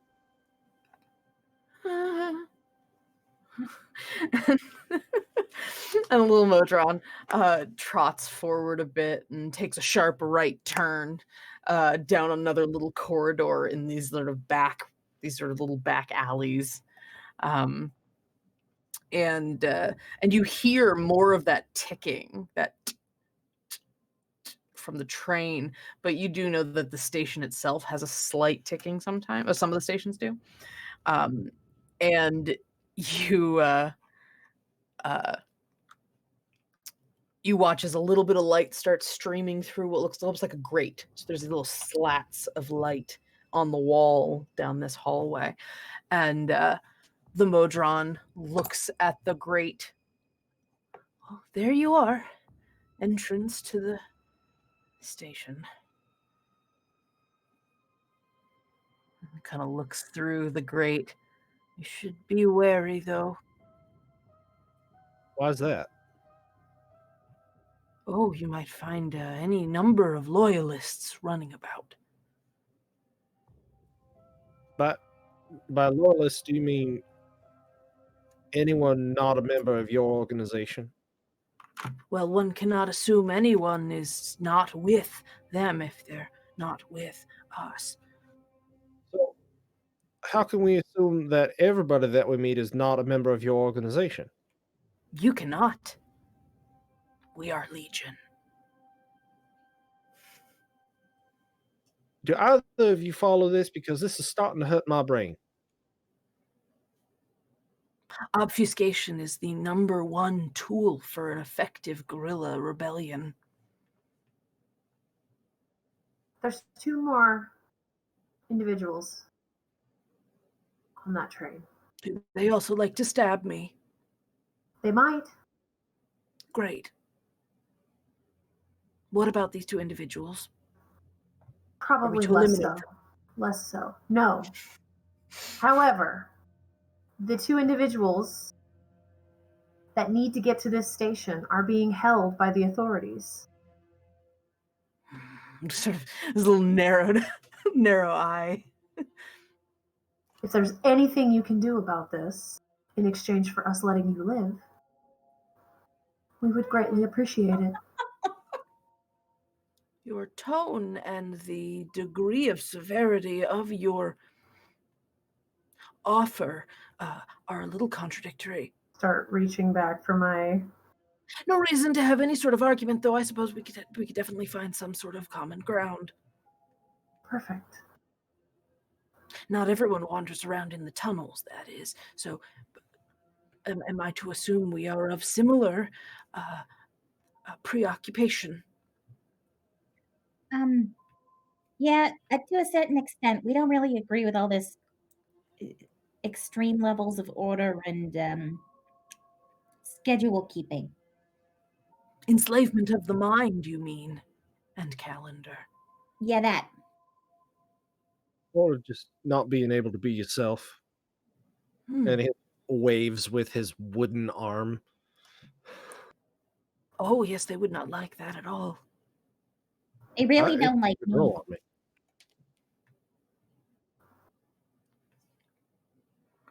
I was trying to listen to Heather, and then you said something, Kyle, and then it snuck in the back of my brain about a second later, and now I'm angry.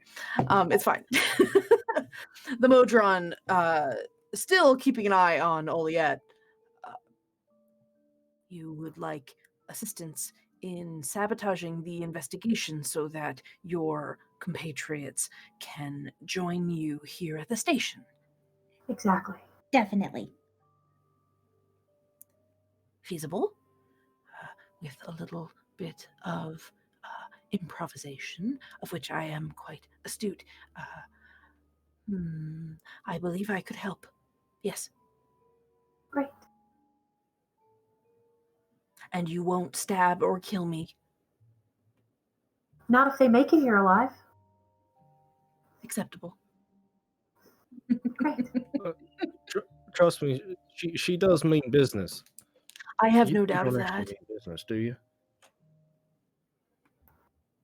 Let's just get out of here. This tunnel is giving me the creeps.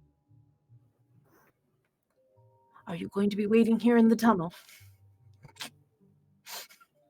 No, but they know where to find us. Very well. I will do my best to deliver this message and to deliver your compatriots.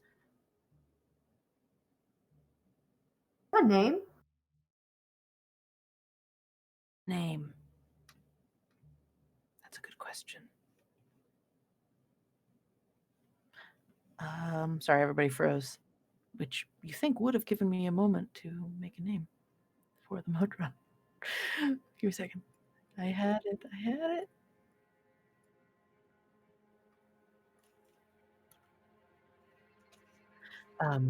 Duckworth. I was going to say Waddle. Those are both great names. I love them. Vector O3 Gamma. Oh. Vector. Okay. Thank you, Vector. All of the other Modrons are very upset that I took that one first. It's a good name. It is also a prefix. Okay, you have to move quickly. Very well. Oh, you mean now? Yes. I do. As it turns to go, I'm going to cast guidance on it. She's kind of twitches. And all the wings sort of flapping as it wanders forward. And you watch as it just takes a quick left and disappears into the tunnel. So what do you do while you Hazel, wait? can you get this grate off? Yeah. I'm gonna look through it and see if I can see any people. You look one way, look the other. And you're a little lower than the level of the station floor. Like you might have to hop up a little bit to get in, but you can do it. There is one person, kind of heavy set elf. You watch, you wait for a second, realizing that they're picking up their gear. Like they just got off a train. And then you watch them slowly go up the stairs, and you are fairly certain that there is no one else on the station platform. All right, I think it's safe. I don't see anyone else. But let's be quiet just in case. Also, Holland, you're gonna have to give me a boost. Yeah, easily done. You really are quite formidable, aren't you? I'm mostly stoned. Certainly well constructed, I must say. Thank you. It's not often that you find this is.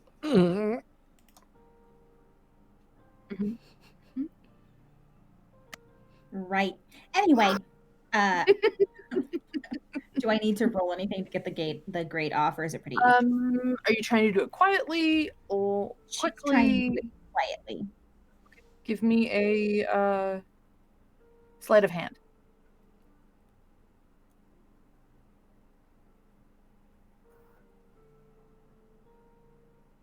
13. 13.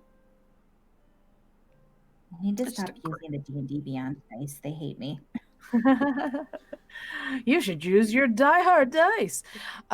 Yes. Anyway, so yeah, you of which, as a reminder, we are doing a giveaway. So hashtag, or not hashtag, exclamation point B-Day in the chat. Yes. Get some dice. 13. Yeah, you're able to kind of pry several of these screws.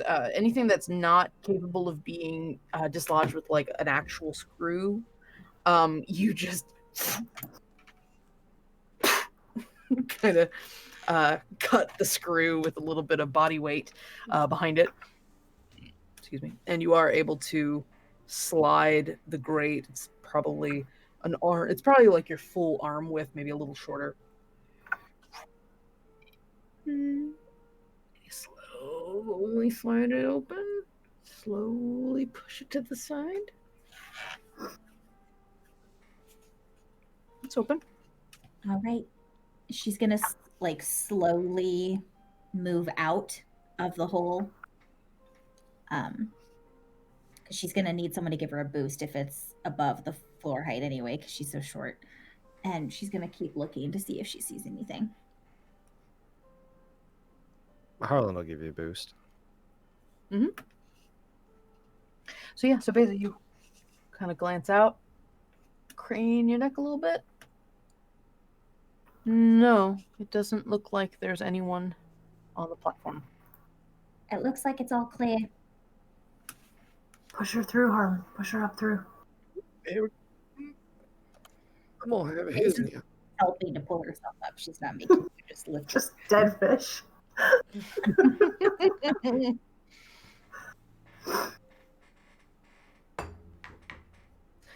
And the three of you hop up into the platform. Kind of brush off. Beza, you slide the grate just as a pair of people are trotting down the stairs. And they come to stand and they glance at the clock. And there is a series of sort of warnings. Oh, sorry. There's a series of sort of warnings on the sign that say delays. And you just hear they're just random people. Very, very passive looking. They're very NPC. As And they show up, Base is just like wiping dirt off her foot or something. just like so. What do you do? Just casually make my way up the stairs. Everything's normal. Sure to thing. see here. All right. Nothing to see here. Not Go at look all. for Not a branch arm. Not a fire branch. Mm-mm, still mm-mm. there, or has it worn off? Oh, it's still there. Oh my god. Assuming Something terrible has to happen, I'm hide sure. it under a cloak or something. Good. Are you asking Harlan to hide his light under a bushel? Oh. I don't know that he can.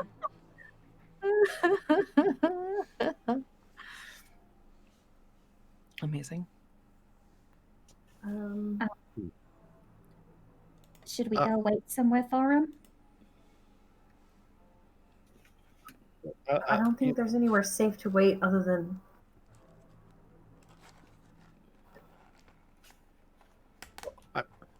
If I happen to lean up against the wall, maybe it looked like, there's some sort of, it's like a walking stick that it just happens to be suspended at my shoulder height. Mm-hmm. Yeah, probably. Someone get Harlan some sleeves. Right?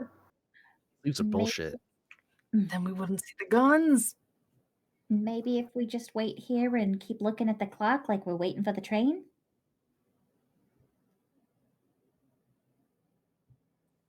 I mean, I can create some small amount of distraction that if somebody seems like they are giving me too close of an eye, I could divert their attention. If somebody stops us, I didn't know we were going to need IDs. I have an idea. I told you this. Do you have enough for all of us? No. I got mine. I'm gonna get better at it. I mean, also, how are you gonna ID away the walk-in statue that's traveling with you? We could carry you if you wanted to hold still. Make it look like it was a sculpture. I'm sorry, that's probably very insulting. I mean, I guess it would be if it went for the circumstances. Do you know where the train station would be from the bookstore? The bookshop? You look at the train station and note the number on it, like basically a serial number. It's like alphanumeric. You are probably maybe like a 10-15 minute walk from the shop. Chronograms are pretty big when you actually are in the city proper. Okay. It's not the worst place to have come out of in terms of distance. There are definitely further train stations. Well, if we look like we're supposed to be here, then people will treat us like we're supposed to be here. We just keep on sauntering forward, not like we own the place, but like we belong. Okay. Like I've always had an arm that looked like this. Is a birth condition. I mean, Everybody. I know... I'm sorry. Go ahead. No, go ahead. No, I was just gonna say that everybody on my side of the family tree's got it. Huh. I So, and with know and go ahead. Haru knows the name of the bookshop. Hmm? Is there a way?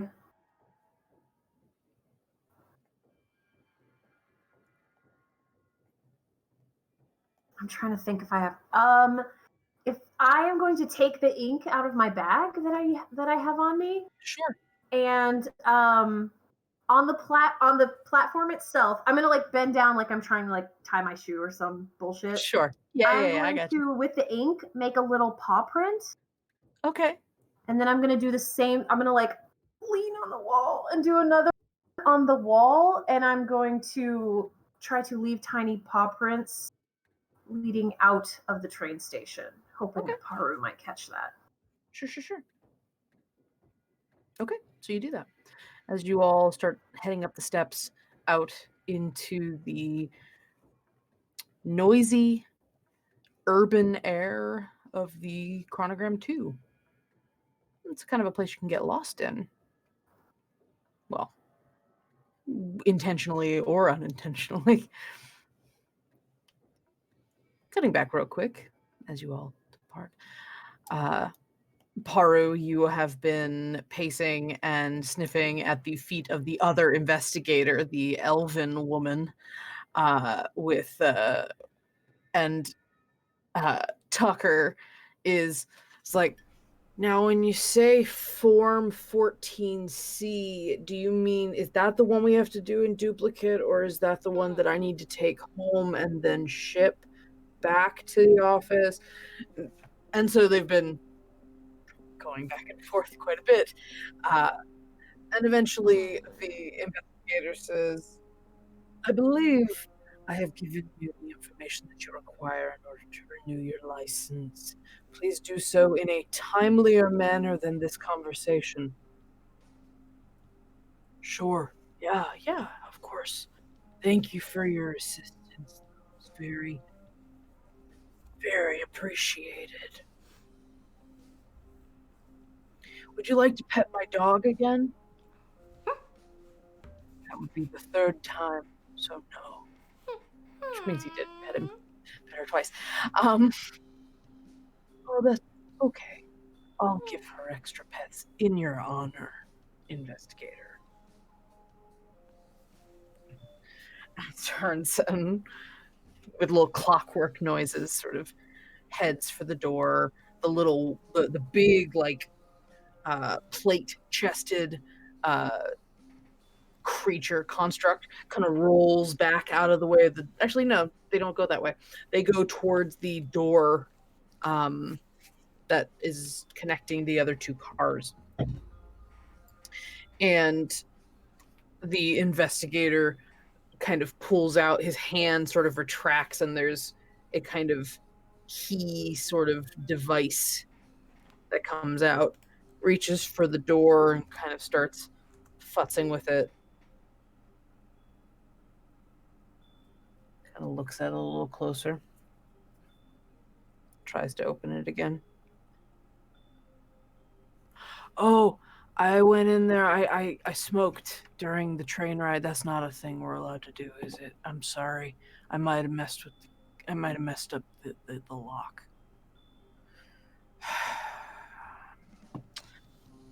All authority property must be left in working condition. Please do not meddle with such equipment again. Of course. And he kind of leans down next to Paru. We'll be sure to remember that, investigator. Thank you.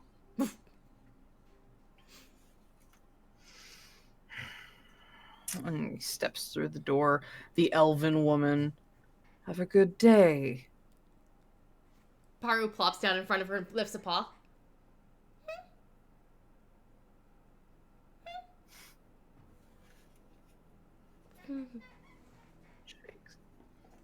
She steps out.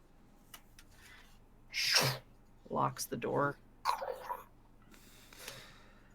You just hear, holy Not bad, short stack. Not bad yourself? Actually, oh God. Okay, sorry. Just forgot you weren't a dog for a second. That's alright.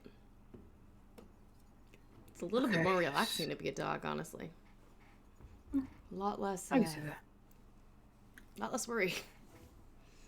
Of course, when 2 hours go by and I can't be a dog, then, and I turn back into me, that's a bit more of a worry. You turned back into I realized Harlow at this point? I realized I you couldn't would be have having to. this conversation right Yeah, now. So yeah, you'd no, have I wouldn't have waited. I would have waited until they were like away. And then stay a little bit outside of the view of the windows, maybe sit on the floor. Yeah, I was. I forgot we didn't have the book, so I would not have been responding. I would have just kind of. I would have stayed a dog until I was certain we were safe. Okay. And just sort of watch the investigators as they move on to the next car. You think we killed enough time? She kind of nods a little bit, puts her head on his thigh, like a dog, just kind of settling in. Okay, so we wait. Maybe. So what? There's maybe 8 cars ahead of us. Wait till they go to the next one, and then try to. Fuck! They locked the door again. I'll work on it. We'll figure it out. We'll wing it. You know. Yay, crimes. She just And kind he of grins. And as the investigators slowly ask for the next group, talk to them for a while, wait quietly, way too long, move on to the next car. Tucker reaches into his robes, grabs a very disheveled roll of thieves' tools and lockpicks rather, and settles down on the floor next to the door. Puts the main lockpick in his mouth. Starts working it with his other hand. I'm gonna keep an eye, just so in case they start coming back this way, I can let him know to stop. Yeah. With a boof, if I have to. And it takes a bit. Takes a long bit. Yeah, he drops them a few times. Trying. Eventually, you hear a... Okay. All right, I got it.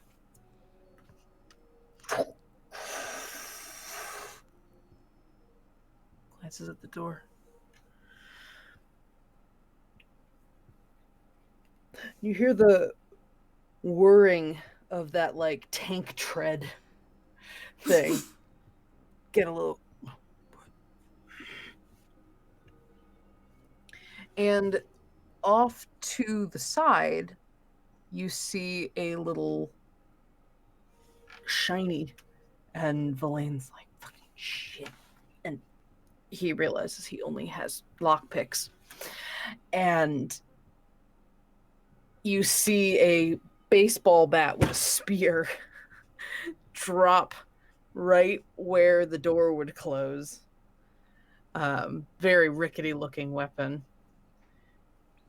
And you see a Modron, little round dude, little duck face. War paint? Green and black, like tribal war paint camouflage. Very, like, mismatched. It's not even effective camouflage. It's so frustrating because it's in weird places.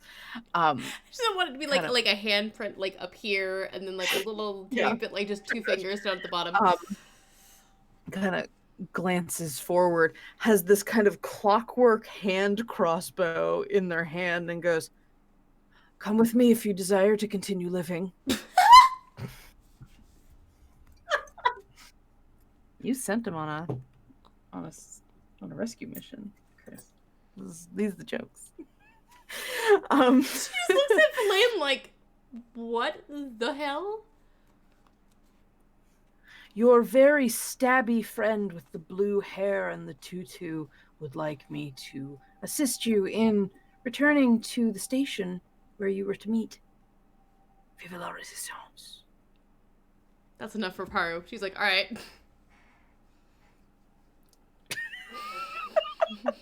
I don't know what Chris is yelling, but I feel the tone. I feel the tone of am I being patronized right now?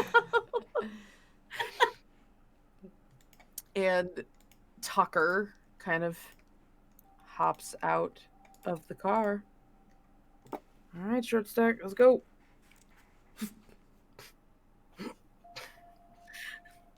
Sets you down. And you all, the three of you, you, Tucker, and the Modron, start sneaking off. And you see there's a dislodged panel right next to where you are. And they kind of fiddle with it with some extra tools, like a little screwdriver-y thing, and it pushes in and sneaks into this little alleyway. And okay. And Tucker, Villain/Tucker, heads into the tunnel. Did you go with Paru? Oh, yeah, absolutely. The two of you go in, and the Modron closes the door, starts leading you through these little back channel alleyways. Is it dark? A little bit. I'm gonna stay a little. There's like... It'll be easier for me to see. Sure. You feel Tucker's leg kind of, or you feel a hand kind of look for you every so often. Mm-hmm. She stays close. Okay. Seeing eye, Paru. And you help Tucker. Mm-hmm. Or you help Elaine traverse the alleyways. Eventually you end up at the grate, and the little Modron says, "Our deal is complete. My life will be spared."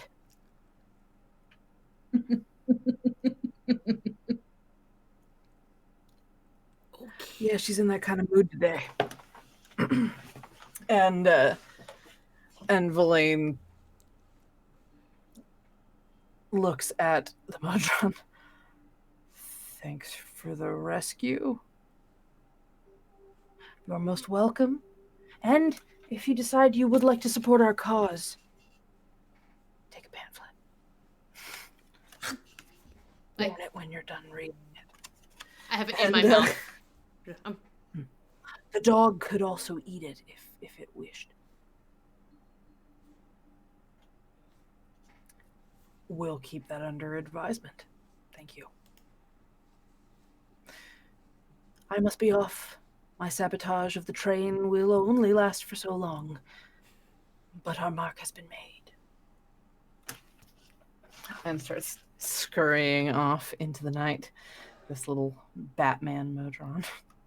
I love him. I love him so much. Sure is delightful. Paru shifts back into herself. Figured it'd probably be easier to get out of this with hands. That was not the strangest thing I've ever seen. Benefits of growing up in the Feywild, right? Well, Yeah, I guess. kind of. And he lifts the grate. Oh, yeah, right. Like lifts the... I got you. Yeah. I am gonna be able to fix that at some point. And I will. I do promise. Okay. She kind of peers up to see if anybody's like right by the grate or anything. Looks around. Not right by the grate. There are two people kind of glancing down the tunnel where the train's supposed to be, looking up at the train thing, and it just says time TBD, delays. Thank you for your patience. All right. They're Okay. looking very concerned that the train isn't running. We're gonna be sneaky. I know you excel at it. So, I cast Pass Without a Trace. And I start to open it just as stealthily as I possibly can. Okay. Hopefully we will not be seen. So that way, Elaine and I each have a +10 bonus to stealth. All right. And we cannot be tracked. Well, that's good, because you don't want that happening. Yeah. And so you head into the Yep. you slowly open the grate, kind of quietly. And out. It's like one of those shots in a movie where you see the two people in the foreground just watching down the train station, and there's just like shit happening in the back. What? Actually, Don't be suspicious. Don't be suspicious. no. Don't be It's suspicious. Don't be suspicious. give me a second. Be suspicious. I'm- Don't be suspicious. Oh God. Give me 1 second. I'm just checking a rule real Oh quick. God, I'm afraid. No, you're fine. You're fine. I'm just.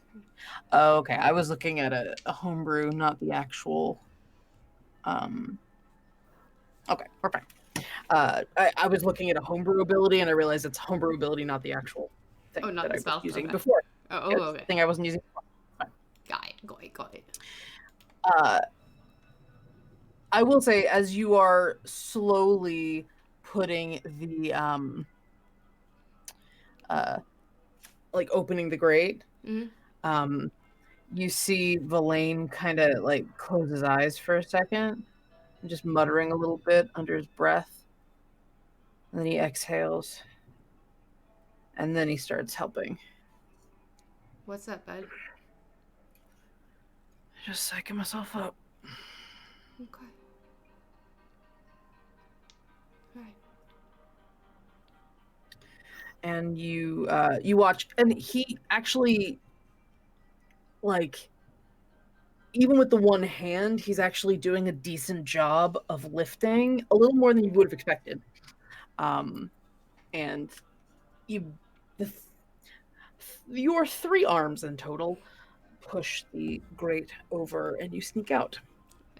Kind of slowly put it back, and you head out.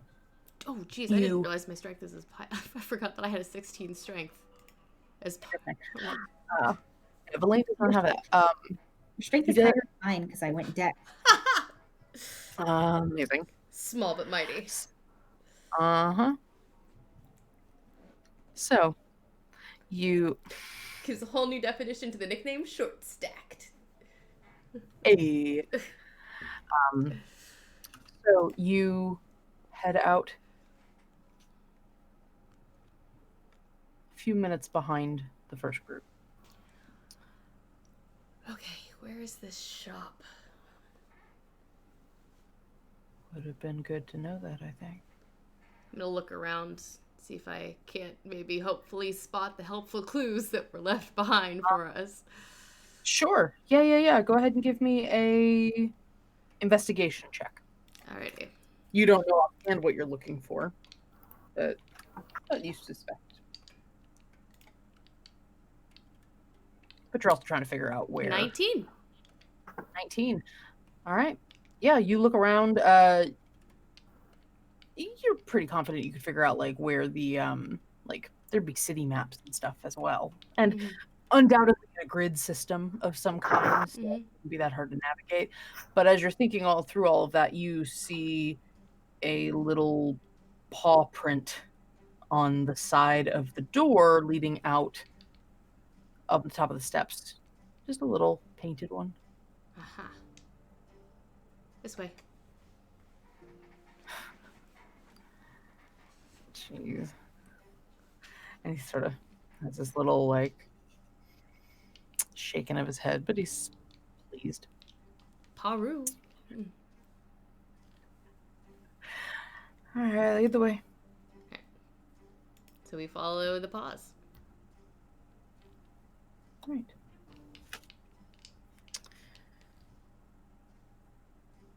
We will cut back to the other group real quick. So, Oliette, you lead Beza and Harland down a very familiar block. Chronogram 2 is very much to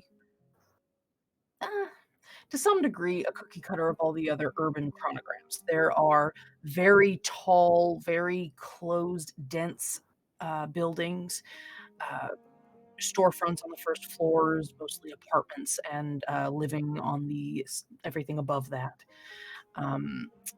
The streets are, in fact, in a grid system. It is very full of people, just going about their day and such. As a note, I would have only done the paw prints for about half a block, and then found a place where we could kind of pull off to the side and just wait, because I don't want to get too far away without them, just in case. Sure. So you are a few. You're probably about 5-minute walk, or rather, we'll say you're about 5 minutes from your uncle's house or shop. As all the three of you are sort of waiting at I don't know, maybe like a shop or something, like a little side general store sort of thing. Just kind of kicking rocks, waiting. And you keep an eye out. You see lots of modrons. There's a trolley system, a sort of elevated trolley system in the city. Just occasionally goes by. And you are eventually, as you're sitting there, you catch sight of Tucker and Paru.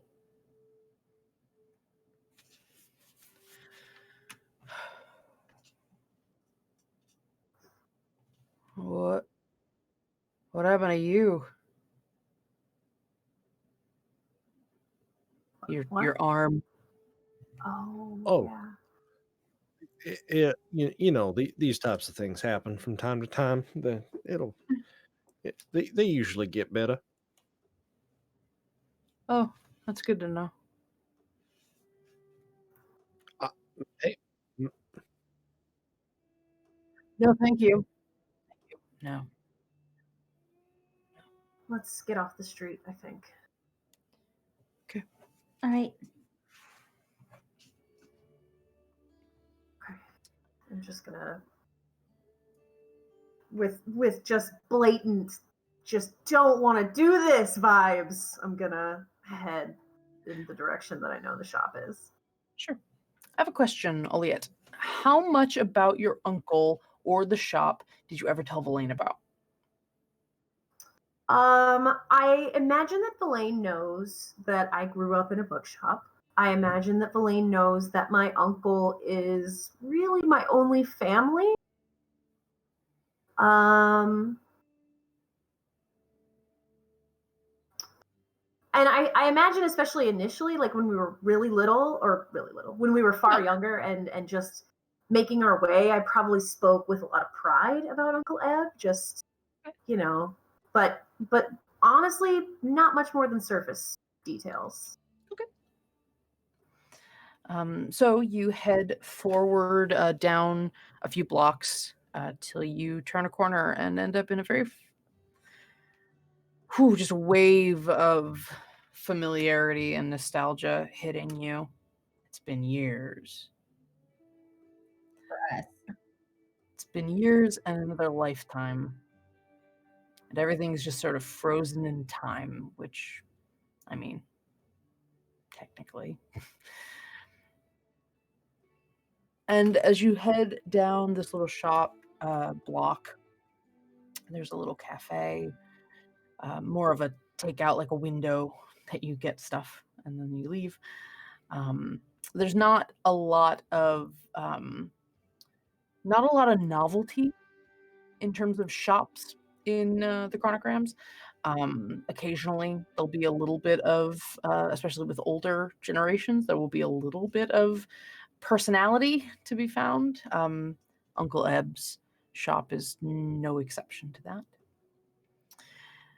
And you get towards a storefront. Very familiar. The front window is just filled with books. Well, some facsimile of book covers. One would never just leave books in broad daylight, full exposure like that. That's how you fade them. Yeah. And you open the door. You see the sign on the front, Darut's Fine and Rare Tomes.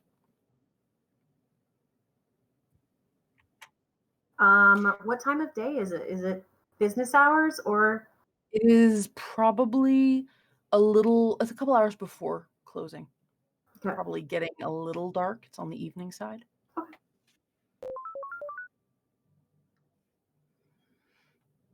I will just wait for everybody to enter, and then I'm going to ring the bell on the counter for service.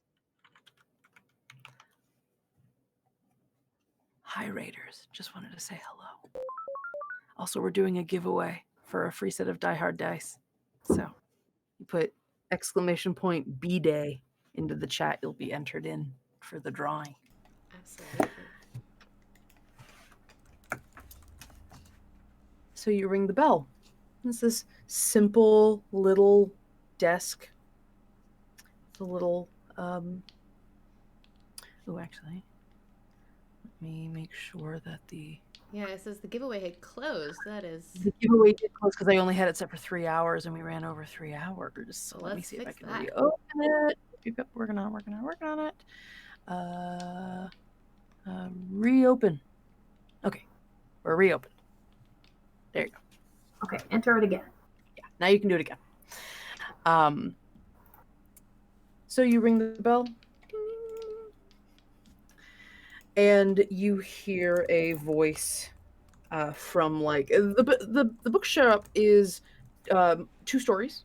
There's a little balcony on the top where there's more books, mostly storage up at the top. It's more for show and where you store things, but you see a figure kind of wander from the back room on the top floor.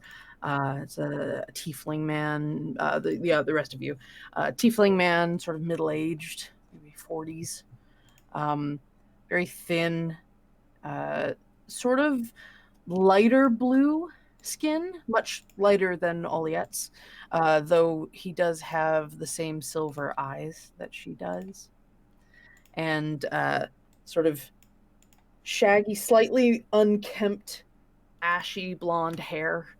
And he has a set of spectacles on a chain around his neck. Otherwise, kind of disheveled suit without a jacket, so a dress shirt, pinstripe pants, but they're a little like raggedy. Be right there. One moment, please. Thank you. And he puts a few books on the shelves up there and starts heading down a little spiral staircase to the first floor. I'm sorry. I was working on... what can I help you with? I am going to step forward. I'm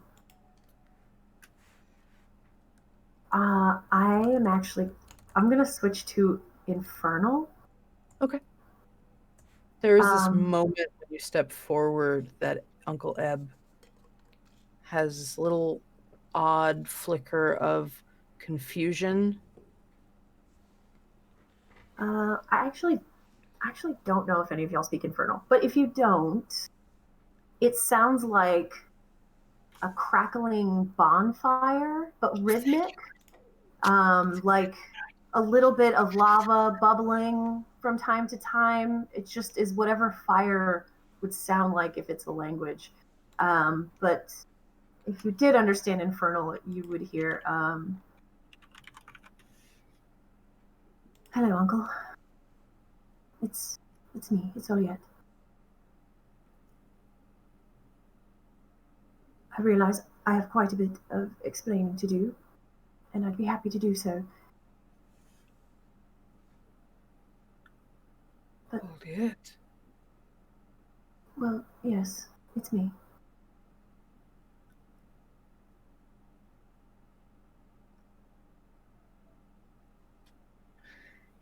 For a moment, he reaches into his pocket and checks his watch. Oh. 2 seconds, and then kind of puts it back. Realizes that's really absurd.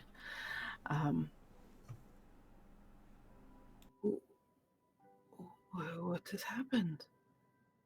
It's a very long story. Is there any possibility that we might stay here for the night? These are my friends. This is Paru. Actually, we need your help. One of those things that you can help us with is we need information for Paru. This is Beza. Formidable. Hi. Has saved my life. And this is Harland. And Villain.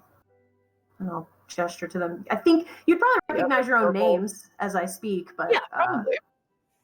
The other Furbolg with the shaggy hair. Oh yeah. I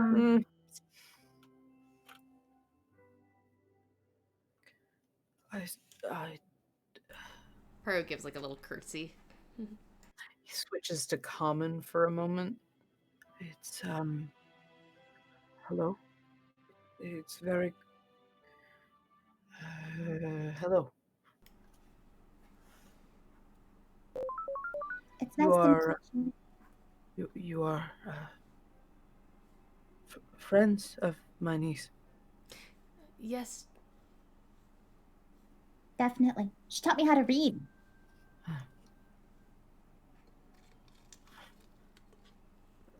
We've definitely been through quite a number of scrapes together, and it's certainly an honor to call her a friend. And she's teaching me to read.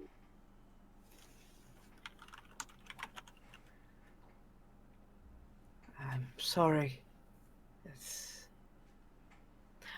And he just sort of watches you for a moment, Oliette. Still kind of fidgeting a little bit. He steps to you.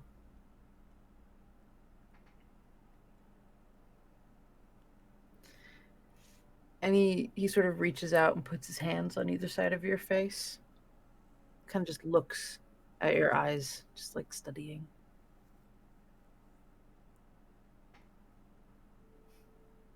Give this little smile.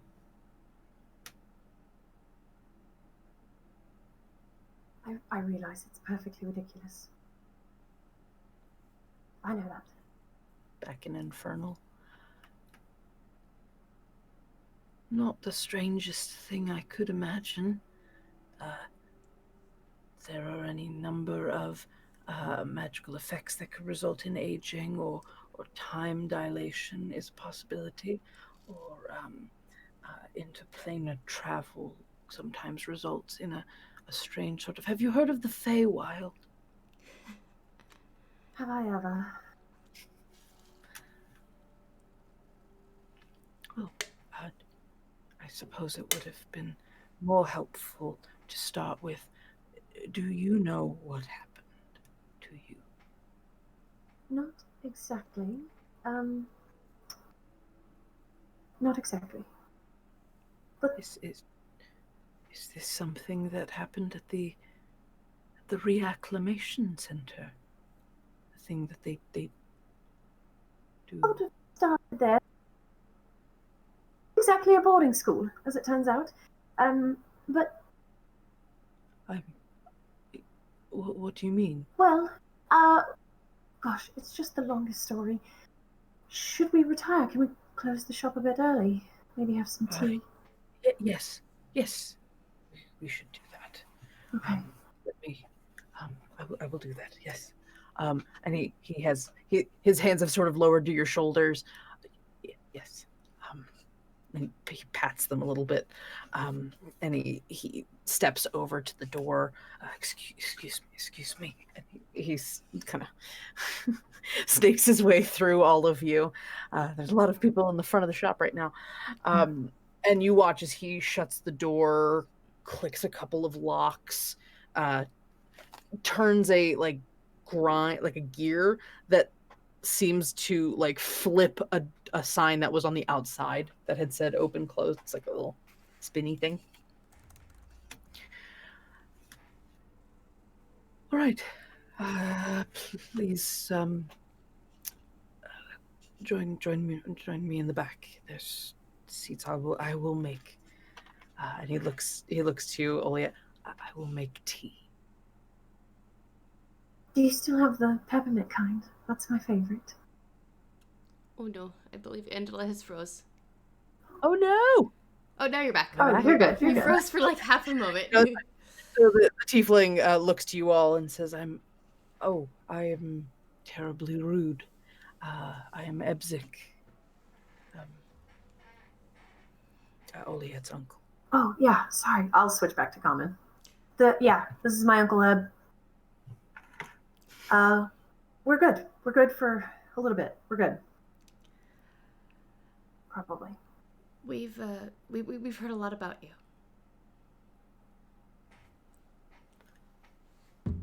Oh, We're gonna have tea. Let's go. Come on.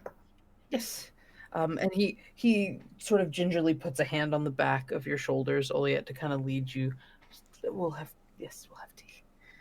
And you can all sort of see this, but Oliet, you are familiar with your uncle, so you know what it looks like when he's trying to sort something out in his brain. He just needs to work through it. You know, it's a lots of gears. Like if people, when they're thinking really hard, you see the gears turning, he is a gear factory. There is a lot going on in his head at any given time. And he leads you all to a back room, and he tries to find more chairs. There's normally only 2 chairs in here. And he tries to pull other chairs up. I don't have enough. I'm sorry. It's I'm standing. it's all right. I can just sit on the floor. Oh, okay. I'm made out of stone anyway, so it's not like it hurts.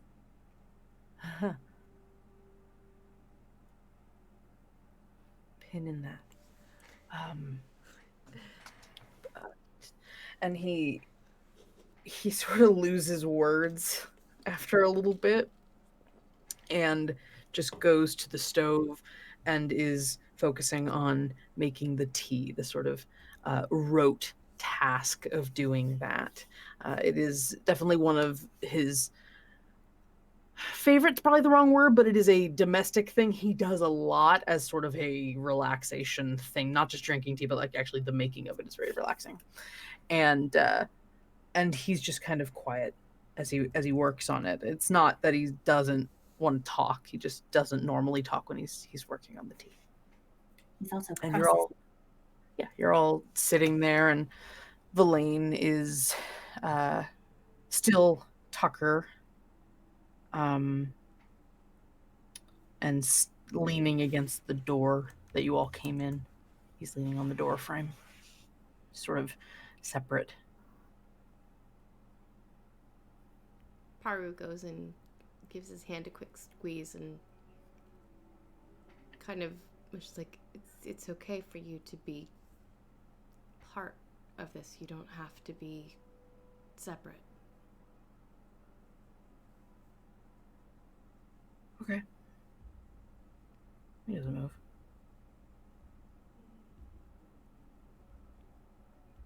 Do you want me to stay? He does. No, just go sit down. You're good. She takes one step to the left, and then settles. So she's a little further, but still within reach if he needs somebody. You just hear a little kind of like sigh out of his nose. Still like, fine.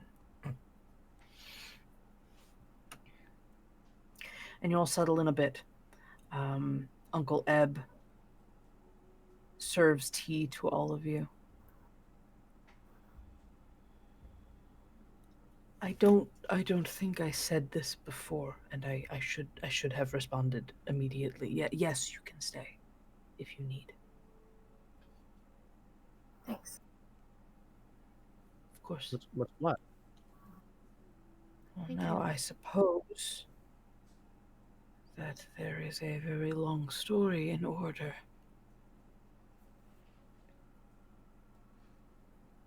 Mm-hmm. Why don't you start at the beginning? And that is where we will stop the session as you start recounting. And you tell me whenever how much you tell him or how detailed you tell him. And that's where we will end our session tonight. Yay! Thank you all so much for joining us for this, our chapter 17. We will be here next week, same time, 7 p.m. Pacific, 10 p.m. Eastern, here on We Are Nerdsmith. We are Nerdsmith. We are a network called Nerdsmith. And we are Shenanigoons, the sort of fairy tale D&D campaign where you contribute to the chaos, of which several people contributed to chaos tonight, specifically Mouse. Thank you, Mouse. Though you did make up for it with a few rerolls, so thank you very much. Thank you very much, Mouse. Are in the pool. Yeah. And as we have said a couple of times this stream, this week is commemorating the 3-year anniversary of Nerdsmith founding as a network. And to celebrate our 3-year anniversary, we are giving away a set of dice from one of our sponsors, Die Hard Dice, specifically the Mythica Platinum Aquamarine. This is the last call for signing up for the giveaway.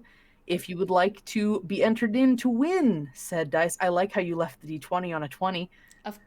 There is only one way to store your dice, and that is with all of the highest values face up. That's how you train them.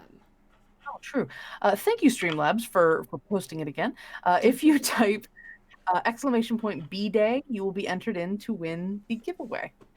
So we're going to do that. So if you want to real quick, last calls, !B-Day, everybody can enter. Did I not? Only have the one D12? will win. I didn't have the D12 up. Oh my gosh. I gotta fix that right now. All right, everybody. We're going to call it. I hadn't trained it. 3, 2, 1. Okay. Closing entry. All right, the giveaway has closed. Thank you to everyone who entered. We will be picking our winner now. And the winner of our Mythica Platinum Aquamarine set of dice is Mitch D78. You are the winner. Woo, congratulations. Yay. All right, Mitch D, thank you so much for watching the show and for submitting for the giveaway. You get a pretty set of dice. Yes. And we will be in touch with you. We'll go other Mitch. We will be in touch with you. You may give us, we'll get your contact information so that we can ship you the dice, as well as Tessa will collect any sort of blessing information you might require in order for her to bless your dice before sending them to you. Yes. We're very excited for you. Please, though, if you didn't win, you're still amazing. And please check out Die Hard Dice. the Mythica Platinum Aquamarine set are our featured dice set for this month. We will have a new dice set, or we will have a new product in March to talk about. But if you Yes. use the code Nerdsmith-FEB, you get 10% off your purchase of anything on the Die Hard Dice website. So please take a look, and that'll let them know that we sent you if you use that code. So go ahead and do that. Yes. Um, Yeah, I will have another we- fun set for you next week to look at. next Their week, dice you are say? so cool. Oh gosh, I forgot February is a short month. So Mhm. our next session is on February 2nd. So We went back in time? March 2nd. Sorry, March 2nd. It said February on the calendar I was looking at, and I saw a number 2, so I went February 2nd. That's fair. Next session is on February 2nd. So today was very RP heavy, which was nice. There's still a lot to unpack and a lot to talk about, obviously. Got a little combat in there. Hi, Yeah. we've got a Oh new yeah, it did get a little subscriber. combat in there. And instill and as she has learned over the years, instilled fear as the first reaction of someone new she met, and we'll see how that goes. Anyway, we will be back with chapter 18, of which I will come up with a very pithy title since we are in the bookshop now. Instilled spirit. Fuck you, Kyle. But you all are amazing. Really quick shout out to our other sponsors, World Anvil and Eldritch Foundry, of which World Anvil will be the repository for all of our world building here for Shenanigoons once I get off my butt and fill it out. Eldritch Foundry we will be releasing on our Patreon. You can get access to our full character designs. But that's all I got right now, I think. Please look at all the links below the stream to find out information about us, how you can support us, and find out more about our creators and other shows on the network. We stream tomorrow night as well at 6 o'clock Pacific, 9 o'clock Eastern for Discover RPG, which I will either be chatting a bit with some of my players from my private game, or playing a video game with them, and we're all going to be doing the voices. So one or the other, you know. Excellent. One or the other will be a hangout. And you're more than welcome to join us. We just kind of chill and have a good time. It's an hour-long stream, so very low time commitment. Speaking of time commitments, though, thank you so much for sticking out with us for this session. I am, as always, completely blown away and humbled by getting to play with all these wonderful people. And really, really appreciate everybody watching the show, and especially those who are returning from previous sessions and people who just showed up today. We hope to see you again. Please check us out at nerdsmith.org. If you like what you watched today, patreon.com/nerdsmith. You can sign up to help support us and keep us going, help us keep the lights on, help us keep making cool content, paying artists, making cool things for you. And yeah, that's what I got. I am Angela. These are our players. We put it in the chat, all the information about them, but Tessa as Paru, Kyle as Harland, Chris as Oliette, and Heather as Beza will be back next week. Same time, same place, and we hope to see you there. Please have a safe rest of your week. Be smart, make good choices, and above all, please do me a favor and be good to each other. All right, everybody. To be continued.